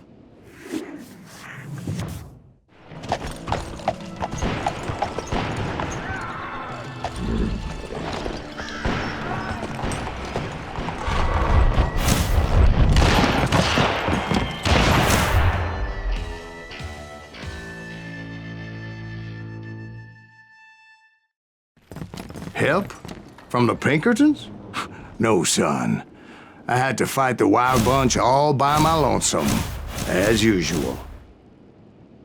Who the hell is that?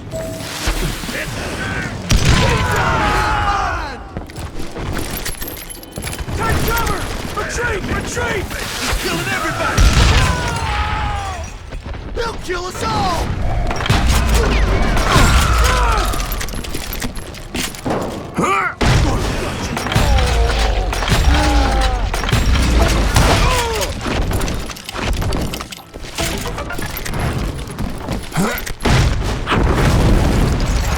My guess is those dime novels didn't portray this as it happened, did they? Only a few stragglers were left. I had to cut them down pronto if I was going to stay on old Bob's trail.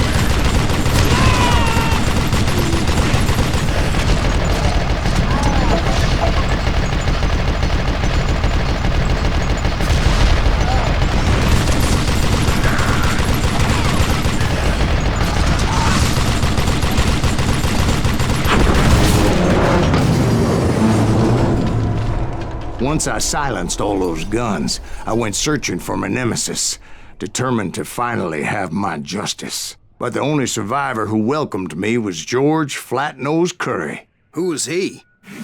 The fastest gun in the gang. Right after Sundance, I mean.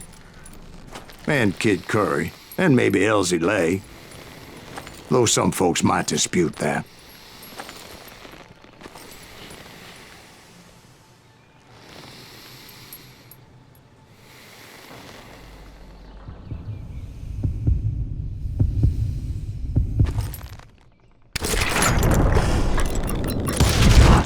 On that very same day, Butch Cassidy and the Sundance Kid decided to leave the Wild Bunch behind and decamped for South America.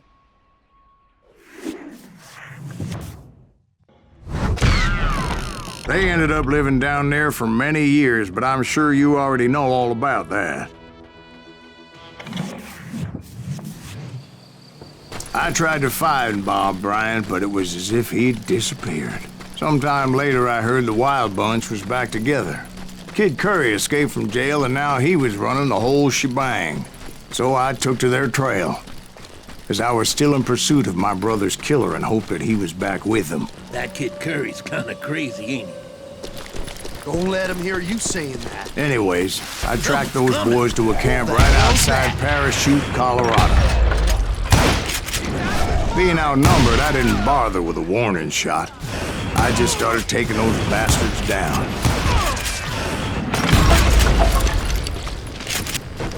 Old Bob wasn't among them, and neither was Kid Curry. I could sense him close by, however, plotting something nasty. I just needed a clue as to their whereabouts.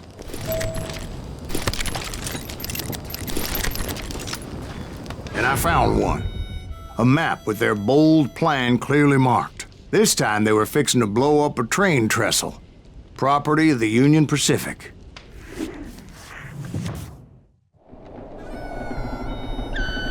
The plan clearly indicated how they were fixing to undermine several of the weakest wooden supports.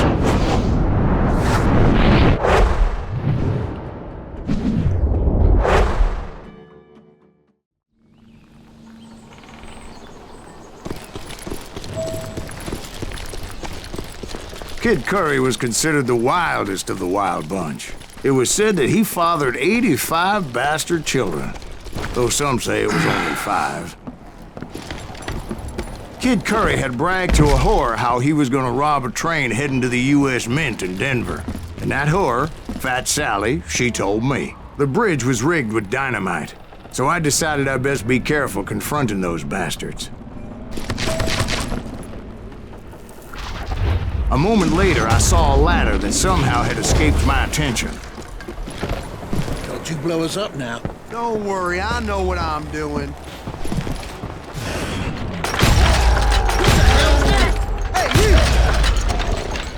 But the Wild Bunch did not take kindly to my presence and attempted to blow my head off. It appeared the kid had found a number of new recruits to bolster their ranks.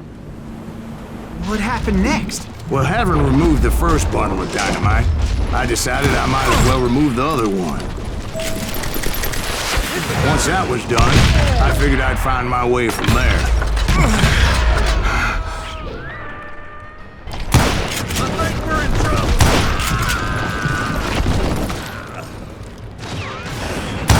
We don't kill him! They'll kill him!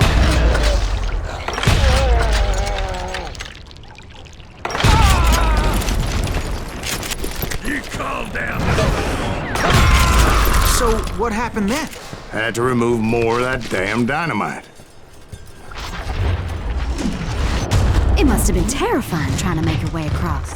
I was sweating it a bit, but then I noticed a footbridge tied up on high, so I shot the rope.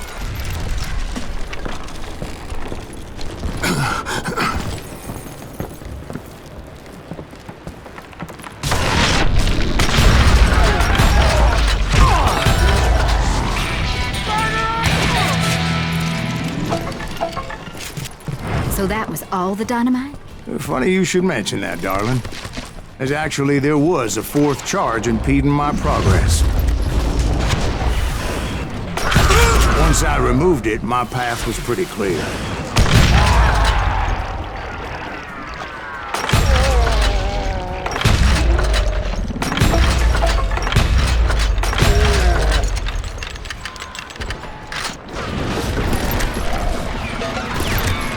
Yes, you just wanna die.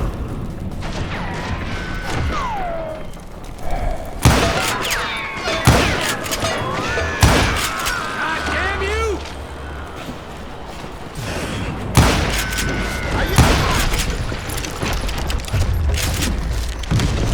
So I proceeded onward, to realize that that way just wasn't gonna work. I needed an alternate path forward.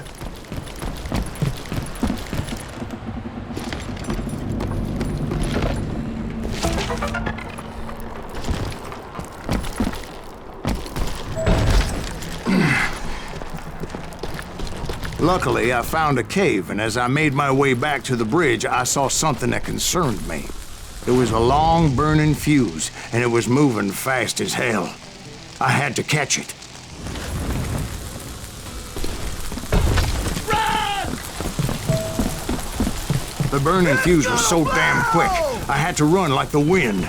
I almost had it, but no. Thought I was gonna have a coronary when I lost sight of those sparks. My heart was pounding like a sledgehammer. I knew that failure meant boom. Then, finally, at the last moment. Whew. Of course, I was successful, or clearly I wouldn't be talking to you folks here today.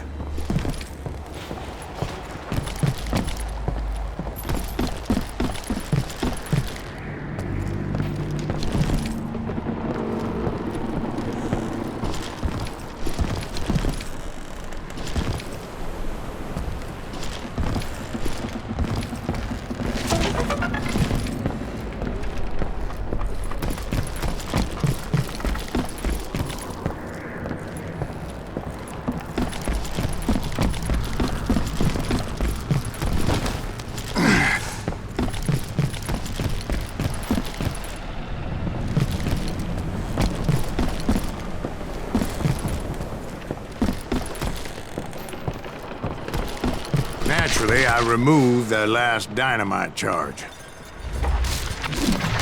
Well, it was a touching reunion. But by this time, I was thoroughly exhausted and dragging my ass, as I was not a young man anymore.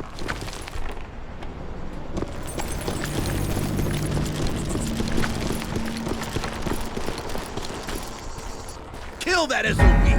Make him bleed! Send him to perdition! Finally, I found those boys. Or more precisely, they found me. Hell is that guy? Rich Tracer and Kid Curry asked me! Nuttier than a damn fruitcake!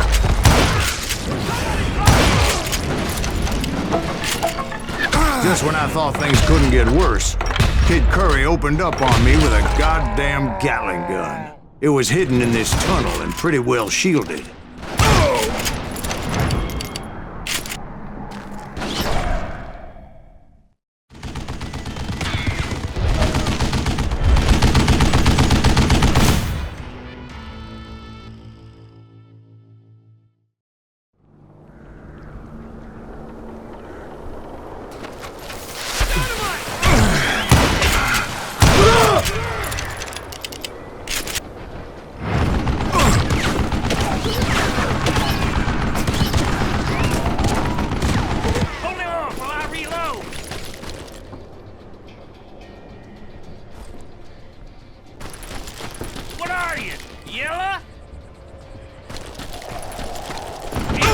Luckily, I had located some dynamite. I still, however, had my work cut out for me.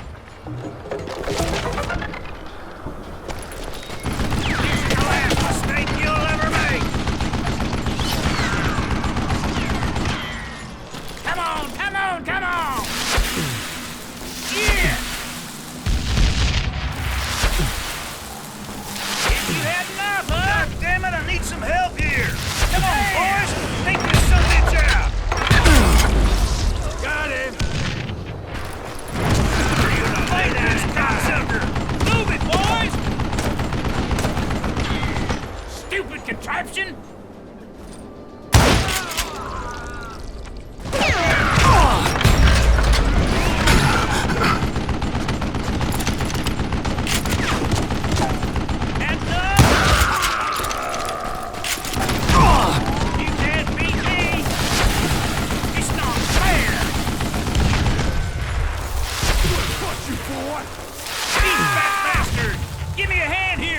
Eventually, I brought that tunnel down. And that's when I met Kid Curry himself.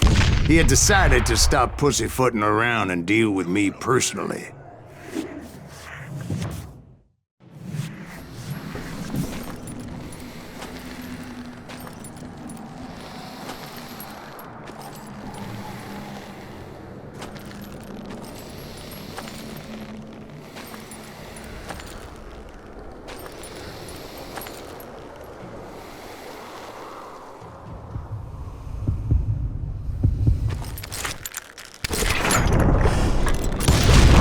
fast as he was.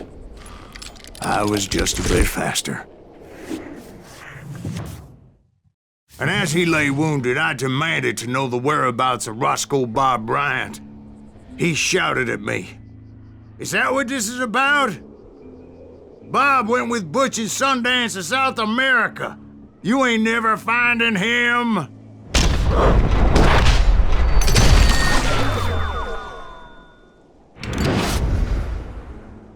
Those were his last words.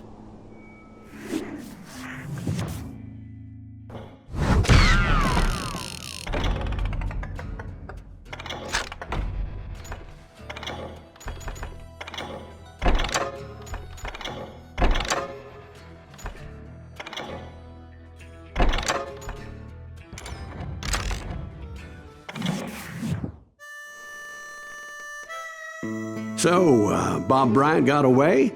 I knew I'd never find him in South America. What about the other killer? Yeah, you kinda glossed over that one. Well, I found Jim not long after my showdown with Ringo. At the time, he was riding with the James Younger gang.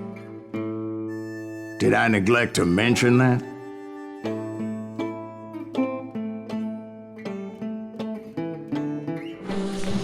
Jesse James? The greatest outlaw who ever lived? Jesse and his kin rode with Quantrill when he raided Lawrence, Kansas, and killed near 200 people, boy. Nothing great about that. And from there, him and his brother went on to rob banks and trains from Kansas to Missouri. Which is why there was such a rich bounty on their heads. 40 grand for both of them, dead or alive. That's one hell of a payday.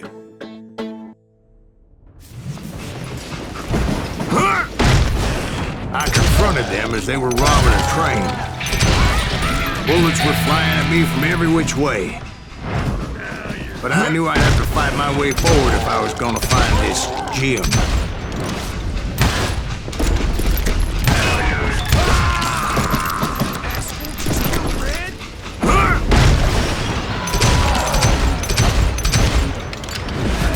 Now, wait a second. Now, how'd they stop this train in the first place? Well, the James boys were experts at this.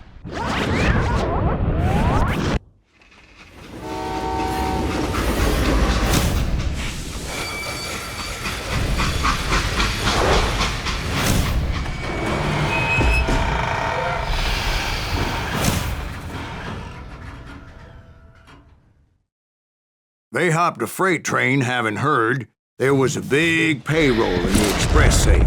So, I hopped the same train.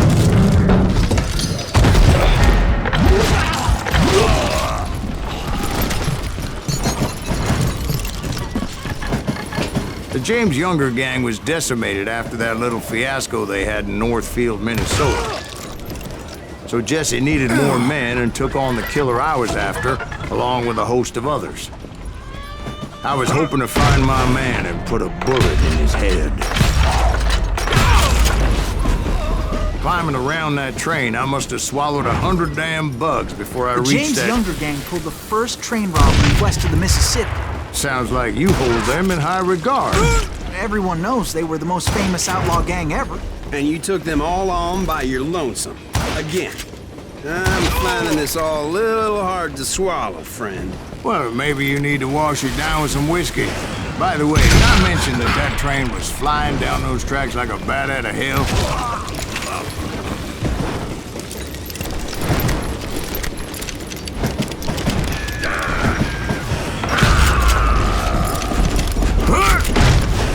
Anyway, excuse me, Ben. Where would I find the gentleman's facilities?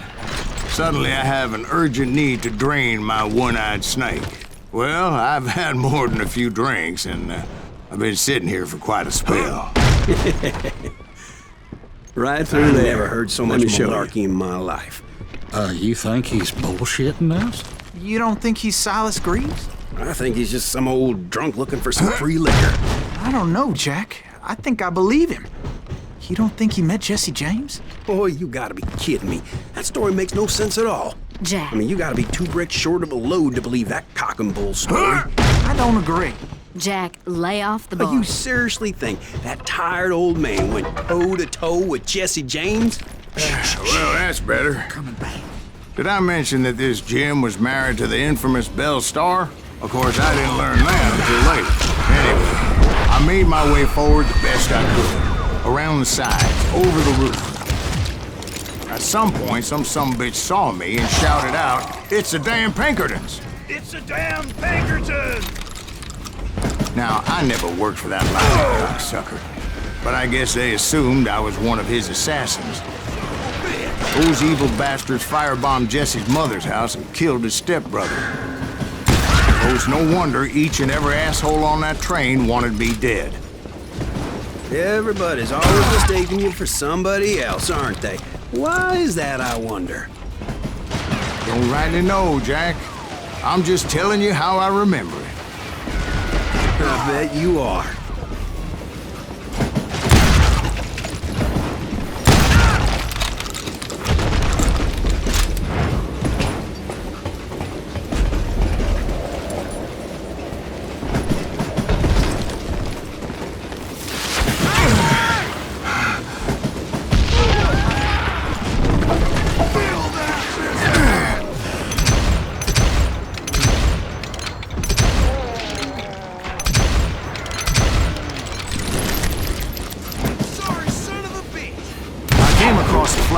Piled high with logs and had to come up with a creative way to make my way forward.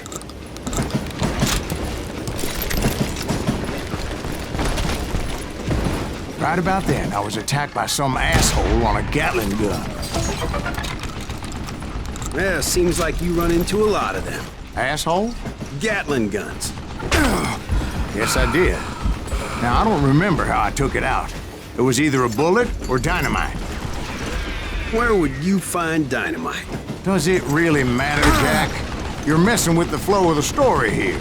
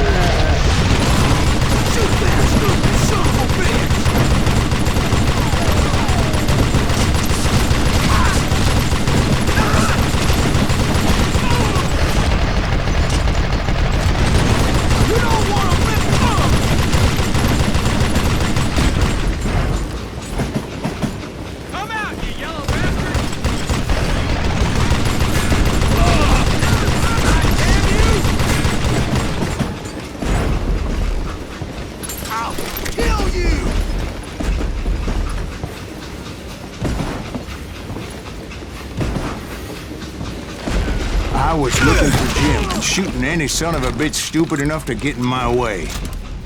And that included Jesse James himself.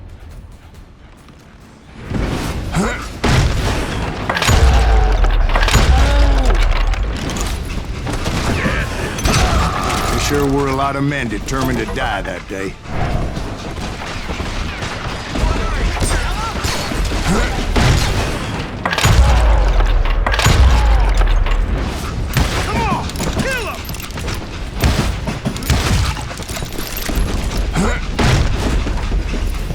It was then that Jesse detached the express car from the rest of the damn train. I could see Jesse waiting for me, fixing to kill me so he could get away with all that money.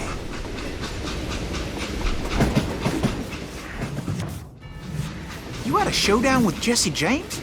Of course he didn't. Everybody knows that Jesse was killed by Bob Ford. Yeah. Jesse went out like John Wesley Hardin. Coward shot him in the back of the head. Guess it doesn't matter how far you run, does it, Ben?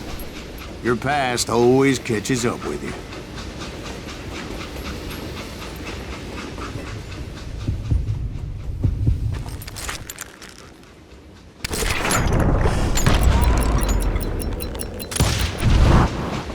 I didn't kill Jesse James. Just wounded him bad enough to convince him to hang up his guns. What about that Jim fella? What happened to him? I figure he was up front with a gun to the engineer's head. That bastard slipped away again. I'll tell you how I got him. But first I need to wet my whistle.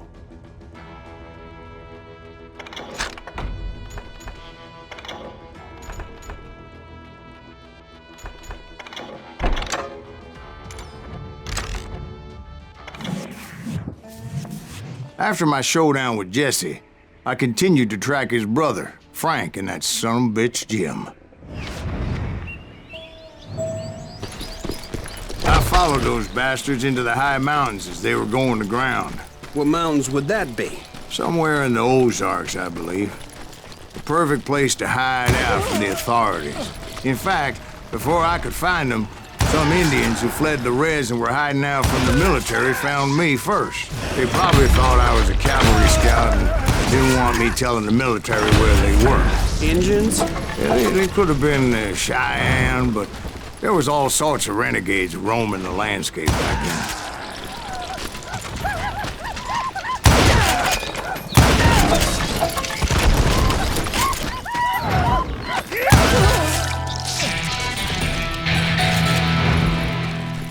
Hey, how about another whiskey, Ben? Nothing better to soothe the troubled soul. Now, where was I? Indians, right. I had more than my share of run-ins with the Red Man. Like that time... Did I tell you about Grey Wolf? Yes, sir. You did. Ah, of course I did. In fact, I can still remember that old medicine man's words to me. Jesus Christ, we're back to that again. You carry great darkness in your heart. It will claim your soul. You will come to this place again and kill many more men, and the darkness will grow until it consumes everything you are.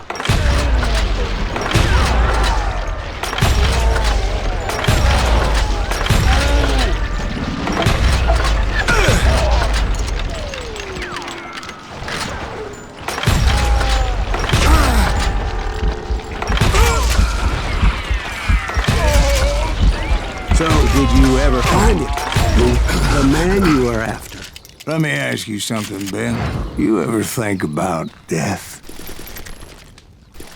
Mr. Greaves, are you all right? Oh, death. Oh, death. Won't you spare me over till another year? What is this that I can't see, with ice cold hands taking hold of me? Well, I am death, none can excel. I'll open the door to heaven or hell. Oh, death. Oh, death. Won't you spare me over till another year? Oh, death, someone would pray. Could you wait to call me another day? Oh, death. Oh, death. Won't you spare me over till another year? So are you gonna answer the question? What question is that? Jim Reed. Did you ever find him? Reed was indeed that sonbitch's surname. That's right, Ben. A despicable character. I remember him laughing like a hyena that cold morning they lynched me and my brothers. He was intent on avoiding my vengeance, but nothing was gonna stop me. Nothing.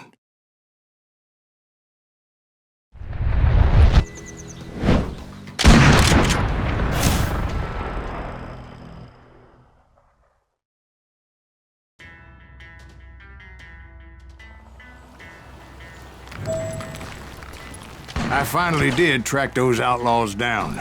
They had long rifles with scopes and were well positioned to pick off any poor soul who came anywhere close.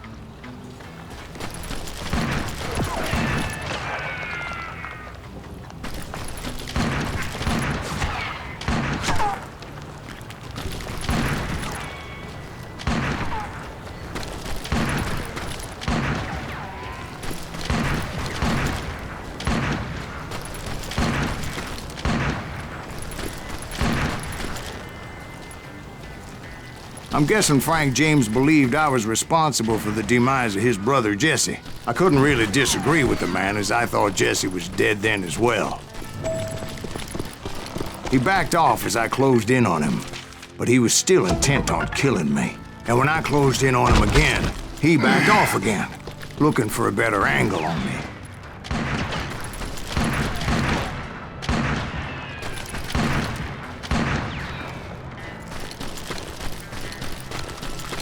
Hell, I can't fault Frank for wanting his revenge, as I was there for the same damn reason myself. At this point, I'm guessing you think Silas Greaves is a worse murderer than Jim Reed ever was. No, sir. A man who spent half his life killing somebody's brothers, fathers, sons. I think you were just looking for justice, sir. Is that what I was looking for, Dwight? Is that what it was? Justice? Isn't that why you were hunting the James gang? The James gang. Right. I finally found Frank holed up in his mountain cabin, and he was determined to have me dead. It was a pitched battle that could have gone either way. Luckily, I had some dynamite in my possession. Dynamite? He's just On your person? A few sticks, just in case. It's always good to be prepared. Right. I'm just laying out the facts as I remember them, Jack.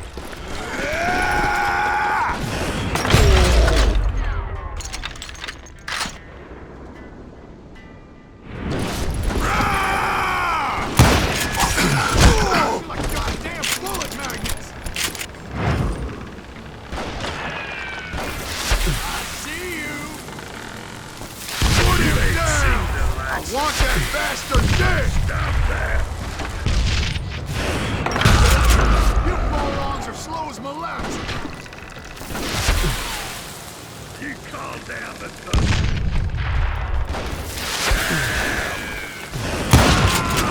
Come on, he's only one man!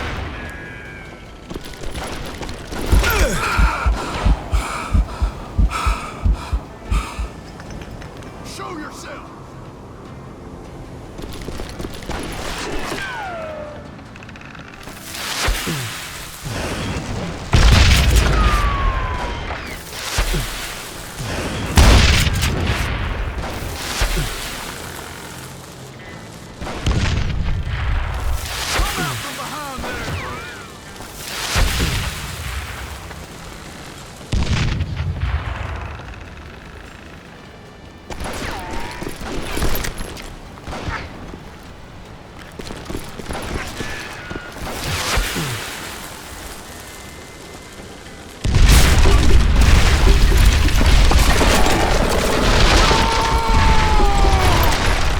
Shack?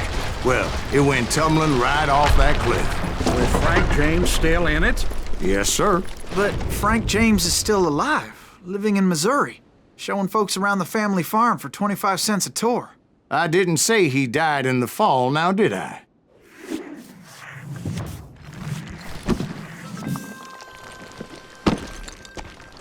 I'm done with this damnable outlaw life! Kill me, don't kill me, do what you will! At this point, I just don't give a shit! I explained to Frank that I had nothing against him personally and that I was looking for someone else. You want Reed? Have at him! I never did like that bastard!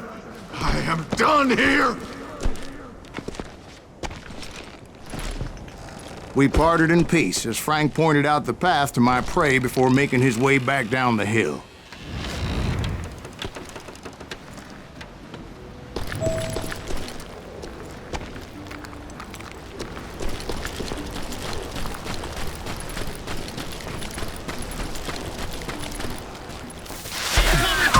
So, what happened with Reed? Well, I finally found the last of the gang hiding in a nearby cave. First, I had to dispatch the lookouts. But I was determined not to let that murderer escape my revenge again.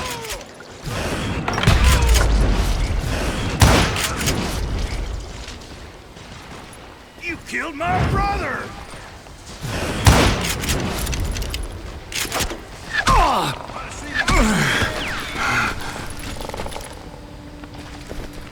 But rather than wander in willy-nilly, I decided it would be better to smoke that sumbitch out. Hey, Reed! I shouted. No wonder you're so ornery. Can't be easy being married to Belle Starr. While you're off providing for the family, she's spreading her legs for every Tom, Dick, and Cole Younger. Not an attractive woman exactly, but very friendly. At least she was to me. Son of a bitch! It was then that the last bunch of bandits jumped out of hiding. Why won't this asshole give up? Will someone please kill him? Cover me!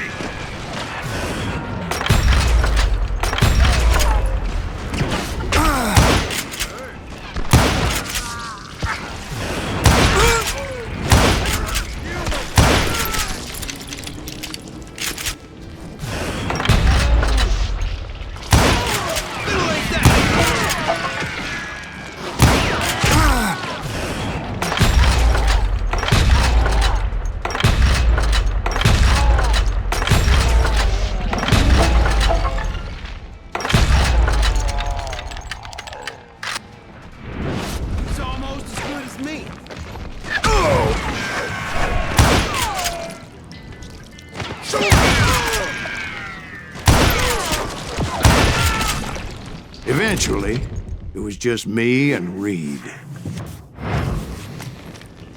I had waited a long time to face him down, so I could repay him for what he did to my brothers.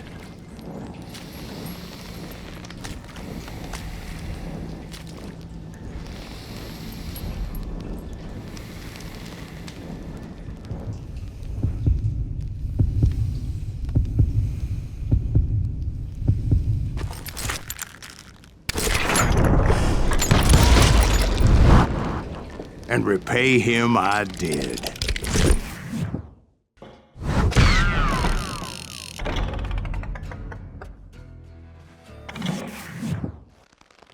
Well, I don't know about you boys, but I'm pretty beat. Well, it's too damn bad you never found that Bob character. Seems a shame you never had to pay. Well, funny thing about that, I did have one more chance at him.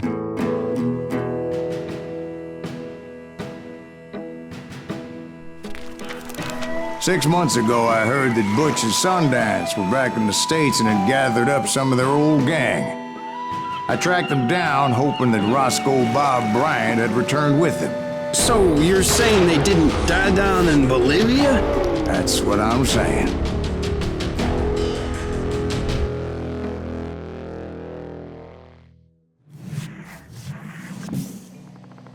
For 40 years I had waited to get my hands on the last of my brother's killers. Not even an army of demons could have stopped me now.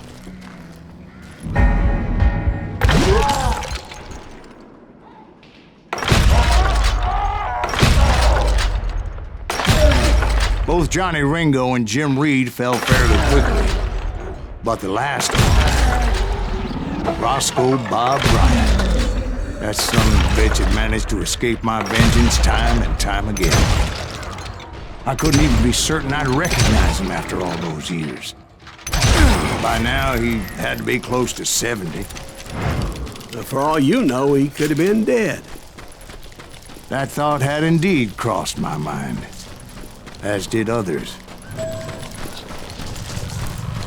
For instance, did my thirst for vengeance turn me into something worse than the man I was after? By this point in my storied career, I had killed more men than Bob Bryant ever had. Nothing could stop me from taking his life.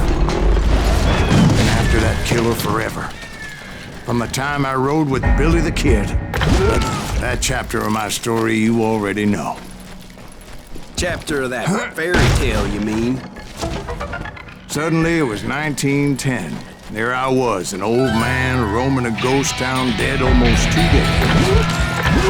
But I wasn't about to call it quits, even though the ghosts of my dead brothers were begging me to end what I started so long ago. Mr. Greaves, are you all right? Would you like some water? The Wild Bunch knew I was there. They were after a treasure they had hidden before they fled, buried in the grave of a dead amigo. I intended to fill that grave with Bob Bryant's corpse. But like I said, the bandits knew I was on to them. They lured me in and hit me with everything they had.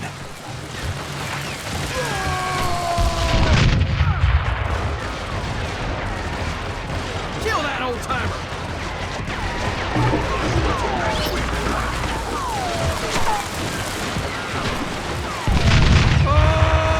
Put that geezer in the ground!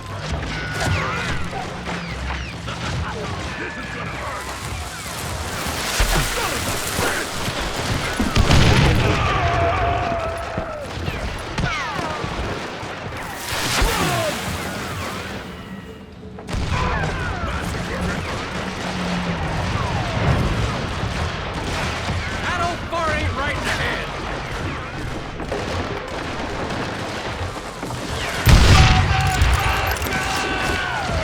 But you obviously prevailed since you're sitting here telling us the tale. Actually, in that moment, I did not prevail. So I suppose we're talking to a ghost.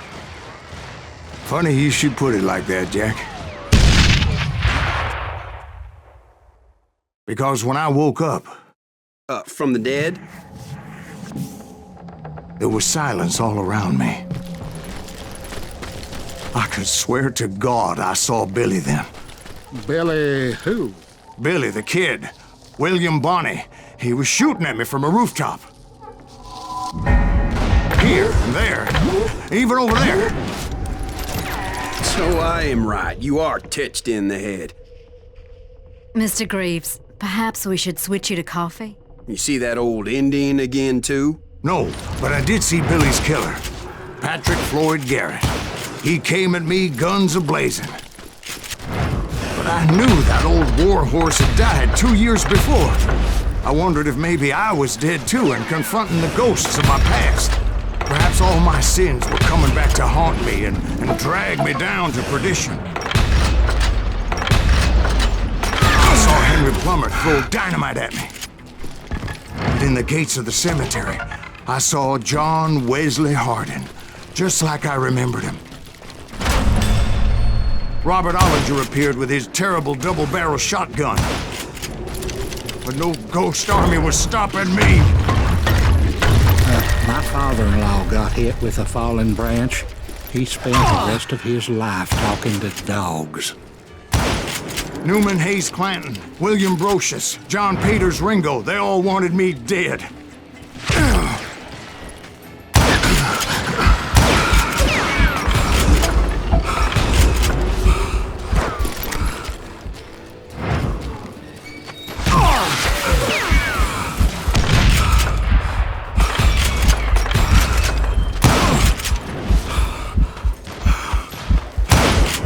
The Dalton brothers, Robert and Grattan, guardians of the Garden of the Dead.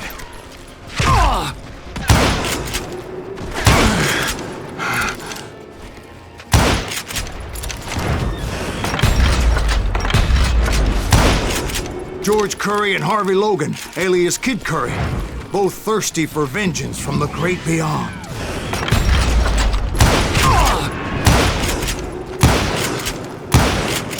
Jasse, Woodson, James, and Jim Reed. Each one deader than the next. I thought I would go crazy. Thought?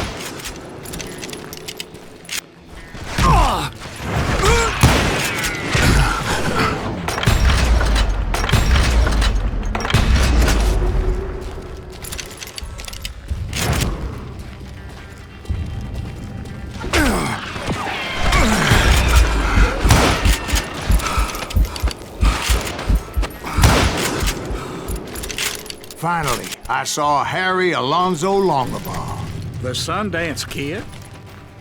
Like a general leading his legion of the dead.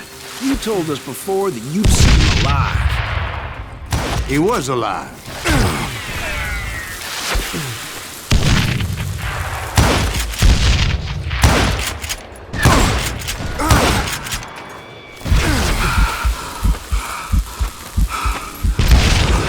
Then I heard a voice call to me from afar.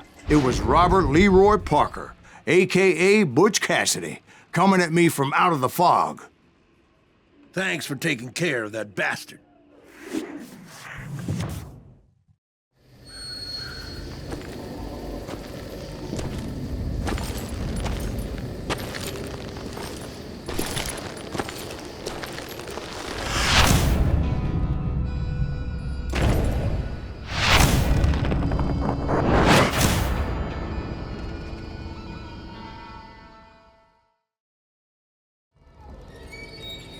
But the kid wasn't quite deceased. Not yet. Takes more than one little bullet to kill the likes of me, partner. Those two looked like they hadn't seen each other for quite a while. Clearly, they were no longer amigos. Shit. I was hoping I wouldn't have to kill you. You won't have to, Butch. I'm killing you first. I asked them about Bob Bryant, but they were too busy with their own heated conversation. Let me get this shit straight. You want my money and the love of my life? You frittered it all away, Butch. Edda's mine. And so is that damn money. I didn't want to shoot anybody until I had an answer to my question, but those boys didn't give me much of a choice.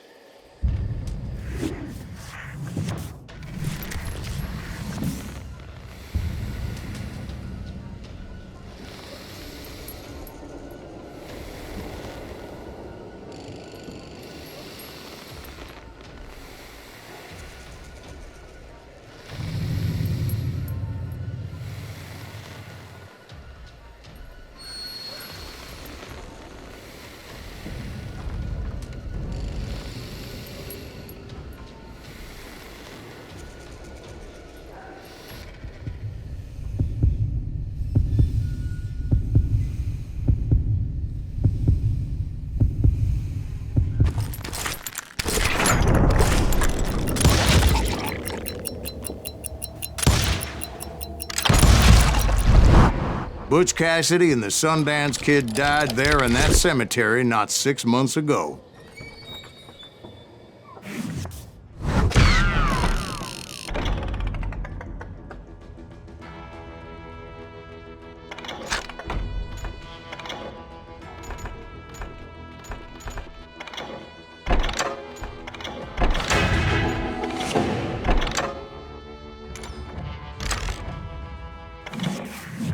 Butch Cassidy and the Sundance Kid were killed by the Bolivian army. Everybody knows that. That's the legend, but it ain't the truth.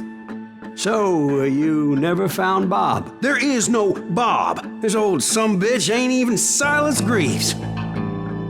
Sir, is that true? Have you been pulling our legs this whole time? Well, not the whole time. Oh man, I think you've worn out your welcome here. Maybe you're right, Jack.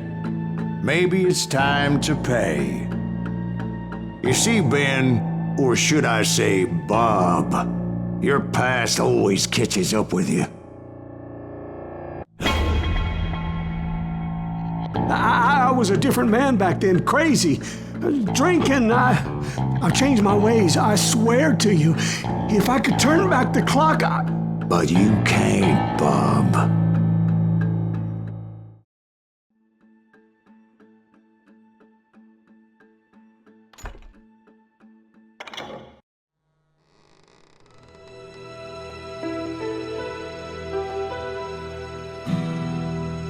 Why'd you toy with me like that? Telling those tales, knowing all along.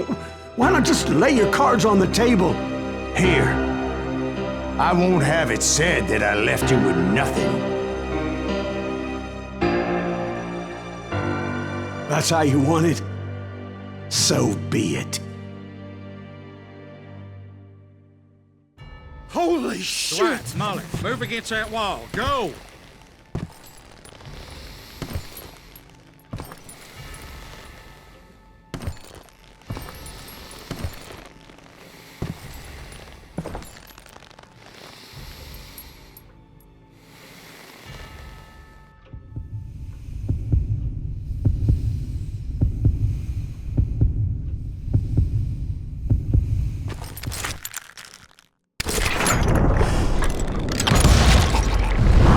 Oh my God! Oh, Jesus!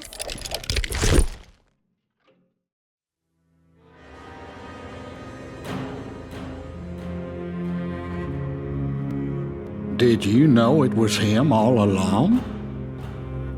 Cassidy told me Bob was in Abilene before he died.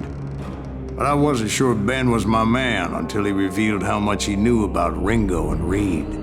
The coin, of course. Well, that was the last nail in that particular coffin. I better go get the sheriff. You okay, boy? You're looking mighty shook up. Dwight, maybe you best go home. Young Eisenhower here is leaving for West Point tomorrow. He shouldn't get caught up in something like this. I think I might head out myself at this juncture. Unless you want to stop me, Jack.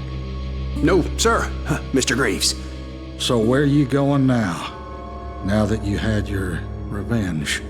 Doesn't really matter, does it?